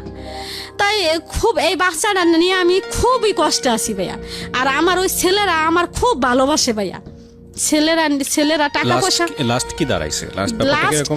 লাস্ট দাঁড়াইছে কি, আমি কিছুদিন আগে আমি মামলাও করছি ভাই, আবার ওর নামে আবার মামলা করছি। আর আমি ওর হেড অফিসে দিছি, এই যে দরখাস্ত দিছি যে আমার এই ব্যাপার, আমার টাকা পয়সা দেয় না একটা ছেলে, এরকম এরকম। তা ওই দরখাস্তটা এখনো হয় নাই। আপনি ওর অফিস, মানে ও কি সরকারি চাকরি করে? হ্যাঁ, সরকারি চাকরি করে। তাহলে ওর আপনি দরখাস্ত দিয়েছেন, প্লাস হচ্ছে আবার মামলাও করেছেন। এখন এই অবস্থায় আপনি ঝুলন্ত অবস্থায় আছেন। আপনার ছেলে মেয়ে সবগুলো এখন আপনার সঙ্গে আছে, মানে 7টা ছেলে আপনার? না, 6টা। তো এই 6টা ছেলে। তো আপনার জীবনে আপনি যে ঘটনাটা আজকে এখানে বললেন, আপনার ভুলটা কি, আপনার অপরাধটা কি? ভুলটা কি ভাইয়া, এটা তো আপনিই বুঝতে পারছেন। আমার মনে হয় না যে আমার কোনো ভুল ভাইয়া, আমার জীবনটা এই ছোট থেকে। আপনার ডেফিনেটলি ভুল আছে, আপনার ডেফিনেটলি ভুল আছে, কিন্তু আপনি যদি মনে না করতে পারেন যে আপনার কোনো ভুল নাই। আমার ভুল, আমি ওই যে কামাল যাই করতো, কামালের কাছ থেকে যদি সালাদিনের কাছে না আসতাম, এটাই আমার ভুল হয়েছে। এটাই এই জায়গাটাই আমি একটু বলতে চাচ্ছি। সেটা হচ্ছে যে একটা মানুষ, দেখেন, আমরা সংসার জীবনটা আসলে অন্যরকম একটা জীবন আমার কাছে যেটা মনে হয়, এবং যারা এখানে শুনছেন তারা বিভিন্ন শ্রেণীর শ্রোতা আছেন। এটা একেবারে প্রান্তিক পর্যায়ের একটা মানুষের গল্প, যার দিন এনে দিন খেতে হয়, জীবনে কিছুই পায়নি সেই অর্থে, কষ্ট করে লেবানন গেছে, সেখান থেকে একটা মানুষের সান্নিধ্য পাওয়া, এবং তারপরে গায়ে গতরে খেটে 5-6টা ছেলে মেয়েকে মানুষ করার চেষ্টা করা, সবকিছু মিলিয়ে একটা অন্যরকম মানুষ। একেবারে আমাদের সমাজের একেবারে নিচু শ্রেণী যদি বলি, তাহলে একেবারেই প্রথম পর্যায়ে বলতে পারলে আমি যেটা বোঝাচ্ছি যে প্রান্তিক, একেবারেই নিচু পর্যায়ের যে শ্রেণীটা আছে সেই শ্রেণীর একজন মানুষ। যদি উঁচু নিচু ভিত্তি নিয়ে আমার যথেষ্ট রকমের দ্বিমত আছে, শুধু বোঝানোর জন্য বলছি। তো আমি যেটা বলতে চাই সেটা হচ্ছে যে এই মানুষটার জীবনটাকে যদি আপনি অ্যানালাইসিস করেন, এরকম ঘটনা আমাদের প্রত্যেকের জীবনে আছে। সবচেয়ে ট্রিকি পয়েন্ট আজকের এই জীবনের পুরো গল্পটাতে, সিক্রেটসে, সেটা হলো, দেখুন, ওনার জীবনের কোনো কিছুই সমস্যা ছিল না। ওনার প্রথম হাজব্যান্ডের সমস্যার জায়গাটা যেটা ছিল, উনি যেটা বলছেন যে আমার হাজব্যান্ড আমাকে লাভ করতো, ভালোবাসতো, কিন্তু ওর যে খামখেয়ালিপনাগুলো, জুয়া খেলা বা ওর যে সংসারের দিকে মন না দেয়াটা, এটা আমার পছন্দ ছিল না। এবং সবচেয়ে বেশি যেই ল্যাকিংসটা ছিল, আদর যত্ন স্নেহ, যেটা হাজব্যান্ডের কাছ থেকে একজন ওয়াইফ প্রত্যাশা করে, ওই জায়গাটায় আরেকজন তৃতীয় পক্ষ চলে এসেছিল। এবং সে তৃতীয় পক্ষটা ছিলেন হচ্ছে ওনার দ্বিতীয় হাজব্যান্ড সালাউদ্দিন, যিনি লম্বা একটা সময় নিয়ে ওনার সময়টা ইনভেস্ট করেছেন এনার পেছনে, এবং যেভাবে হোক না কেন তার কাছে নিয়েছেন। এবং সেই সংসার জীবন 8 থেকে 10 বছরের সংসার জীবন, সেখানে বাচ্চা কাচ্চা হয়েছে, কিন্তু শেষ পর্যন্ত সেটা টেকেনি। এখন এখানে কম্পারেটিভ অ্যানালাইসিস যদি আপনি করতে যান, সেক্ষেত্রে হয়তো প্রথম সংসারটাই ভালো ছিল, আপনি সেটাই বলবেন। কিন্তু মূল জায়গাটা সেটা হলো যে একজন মানুষের অভাববোধ আছে, শুধু খেয়ে পড়ে থাকাটাই জীবন না। এটা প্রত্যেকটা সংসারই আছে, একটা মেয়ের ক্ষেত্রেও আছে, ছেলের ক্ষেত্রেও আছে। এবং ওই ছেলেটা দিন শেষে তার ওয়াইফের কাছ থেকে একটা এক্সট্রা কেয়ার প্রত্যাশা করে, এবং ওয়াইফও নিশ্চয়ই তার হাজব্যান্ডের কাছ থেকে একটা এক্সট্রা কেয়ার প্রত্যাশা করে। এগুলো যখন জমতে অনেক বড় একটা শূন্য জায়গায় তৈরি হয়, এটা প্রত্যেকটা সংসার জীবনের জন্যই সত্য। এবং সেই শূন্য জায়গাটাই কেউ একজন যখন এসে দাঁড়ানোর সুযোগ পায়, তখন মন অটোমেটিক্যালি তার দিকে ধাবিত হয়। নইলে দেখুন, যেই লেবাননে গিয়ে ভদ্রমহিলা পরের দিনই বলছিল যে 6 মাসের রাস্তা হলো আমি হেঁটে চলে আসবো বাচ্চাদের জন্য, সেই বাচ্চা কাচ্চাদেরকে ছেড়েও, যদিও সে ছাড়েনি, এক পর্যায়ে গিয়ে ছেড়ে হলেও সে সালাউদ্দিনের হাত ধরে সংসার জীবন, নতুন একটা জীবন শুরু করতে গিয়েছিল। বিকজ সেখানে সে তার ভালোবাসা খুঁজে পেয়েছিল, সেখানে সে স্নেহ খুঁজে পেয়েছিল। কিন্তু এই ভালোবাসা, এই স্নেহ, এসবের জন্যেই ঠিকমতো আমরা ডিল করতে পারি না বলেই ভয়ঙ্কর রকমের ভুল সিদ্ধান্ত আমাদের বৈবাহিক জীবনেও আসে, এবং বিবাহোত্তর জীবনেও আসে, এবং বিয়ের আগেও আসে। একটা জিনিস সবসময় যেটা বলি সেটা হচ্ছে, লাভ অবশ্যই এটা সৃষ্টিকর্তা প্রদত্ত চমৎকার একটা জিনিস, অত্যন্ত পাওয়ারফুল একটা জিনিস। কিন্তু এই লাভটাকে যদি আমরা রেসপেক্টের জায়গায় রাখতে না পারি, এই লাভের ইকুয়েশনটা যদি শুধুই ইমোশনাল হয়, সেটার সাথে যোগ বিয়োগে যদি সামাজিকতা এবং আরও যে বিষয়গুলো চলে আসে মানুষের বেঁচে থাকার জন্য, সেগুলো যদি না মেলে, শুধুই প্রেম নিয়ে, শুধুই ইমোশন নিয়ে জীবনে সুখী হওয়া বা সাকসেস রেট আমার মনে হয় খুবই খুবই খুবই কম। কারণ এই ইমোশন বলেন, এই লাভ বলেন, এইটা না ওই প্রথম পর্যায়ে যেই ফোর্স নিয়ে থাকে এটা রূপ পরিবর্তন হয়ে যায়। অফকোর্স আমি রেসপেক্ট রেখেই বলতে চাই, হাজব্যান্ড অ্যান্ড ওয়াইফ বছরের পর বছর সংসার করছেন, কেউ হয়তো কাকে বার্থডে উইশও করেন না, কেউ হয়তো কারোর জন্য কখনো ফুলও কেনেন না, কেউ হয়তো কারোর জন্য কোনোভাবে স্পেশাল ডে বা ডিনারেরও আয়োজনও করেন না, তাহলে কি তাদের মধ্যে লাভটা নেই? লাভটা অবশ্যই আছে, কিন্তু লাভটার ইন এ ডিফারেন্ট ওয়ে। লাভটা তখন হয়তো রেসপন্সিবিলিটি হয়ে গেছে, লাভটা তখন হয়তো অন্যরকম একটা ফর্মেটে তাদের দুজনের মধ্যে ধরা দিয়েছে। এই দুজন মানুষ কখনোই হয়তো বা ওইভাবে অনুভব করেননি যে তাকে স্পেশাল টেক কেয়ার করা উচিত, কিন্তু দেখবেন যে দুজন মানুষকে যখন আপনি আলাদা করে ফেলছেন তাদের মধ্যে একটা অস্বস্তি শুরু হয়ে গেছে, তাদের মধ্যে একটা মানে প্রচণ্ড রকমভাবে মিস করা শুরু হয়ে গেছে। এই যে নির্ভরতা, যেটা বোঝা যায় না, যেটা এক্সারসাইজের জায়গাটায় আসে না, যেটা বয়ফ্রেন্ড এবং গার্লফ্রেন্ডের ক্ষেত্রে খুব বেশি প্রয়োজন হয়, যেটা হয়তো হাজব্যান্ড আর ওয়াইফের ক্ষেত্রে একেবারেই প্রয়োজন হয় না, এই জিনিসটা থাকে, এটা ডিফারেন্ট ফর্মেটে চলে যায়। তো আমি কথাটা এই কারণেই বলছি যে যেই ইমোশনের কারণে, যে মানুষটাকে না হলে আপনার চলছে না, যে মানুষটাকে না হলে আপনার জীবনটাকে বৃথা মনে হচ্ছে, এটা একটা মারাত্মক রকমের ইমোশন, খুবই ম্যাচিউর্ড একটা ইমোশন। কজ এই ইমোশনটা পরবর্তীতে অন্যদিকে টান নেয়, এবং সেই টার্নিং পয়েন্টে গিয়ে ওই মানুষটার সঙ্গে আদৌ থাকা সম্ভব কিনা, সামাজিকতা কি বলে, এবং আপনার জায়গা থেকে লজিক কি বলে। যদিও আমরা যখন জানি যে ইমোশন যখন চলে আসে তখন লজিকটা অনেক বেশি বন্ধ হয়ে যায়। তো এই চিন্তাটা করাটা খুব জরুরি, নইলে 8 বছর পরেই হোক, 5 বছর পরেই হোক, 7 বছর পরে হোক, 10 বছর পরেই হোক, জীবনে একটা ভয়ঙ্কর রকমের সময়ের মুখোমুখি হয়ে যায় অনেকেই, যেমনটা হয়েছেন আজকে আমাদের আজকের অতিথি। আমি যে কথাগুলো আপনাকে বললাম সে কথাগুলো সবার জীবনে সত্য, আমার জীবনও সত্য। বিষয়টা আসলে এরকম না যে আমি আপনাকে জ্ঞান দিচ্ছি, এই কথাগুলো আপনিও জানেন, কিন্তু প্র্যাকটিসের জায়গাটায় অনেক সময় আমরা ভুল করে ফেলি। তো যেই ভুলটাই হোক না কেন, একটা যেটা হচ্ছে ভুল হয়ে গেছে, ভুল হয়ে গেছে, সুতরাং ওখান থেকে বের হয়ে আসতে হবে। Because you are still breathing, আপনি এখনো নিঃশ্বাস নিচ্ছেন, তার মানে আপনার এখনো পসিবিলিটি আছে ভালো কিছু করার। আর যারা করছেন বা করতে যাচ্ছেন তাদের জন্যই আমাদের এই সিক্রেটস। শুধু এতটুকুই বলার আছে, বৈবাহিক সম্পর্ক বা কোনো একটা মানুষের সঙ্গে থাকার যে বিষয়টা, সেই সিদ্ধান্তটা কখনোই একার সিদ্ধান্ত হওয়া উচিত নয়। যদি আপনি সোসাইটিতে বিলং করেন, যদি আপনি পরিবারে বিলং করতে চান, এবং সেই একার সিদ্ধান্তের জায়গাটা জীবনে ভয়ানক রকমের খেসারত নিয়ে আসে। আপনি যদি সেই খেসারতটা না নিতে পারেন, আপনি যদি তৈরি না হন, তাহলে আমার মনে হয় এই ধরনের রিস্ক না নেওয়াটাই বেটার। এবং ইমোশনালি আপনি আসলেও রেডি কিনা একজন মানুষকে নিয়ে এত বড় রিস্ক নেওয়ার জন্য, সেজন্য যদি আপনি বুঝতে না পারেন, তাহলে সময় নেওয়াটা বেটার। সবাই অনেক অনেক ভালো থাকুন, শুভরাত্রি।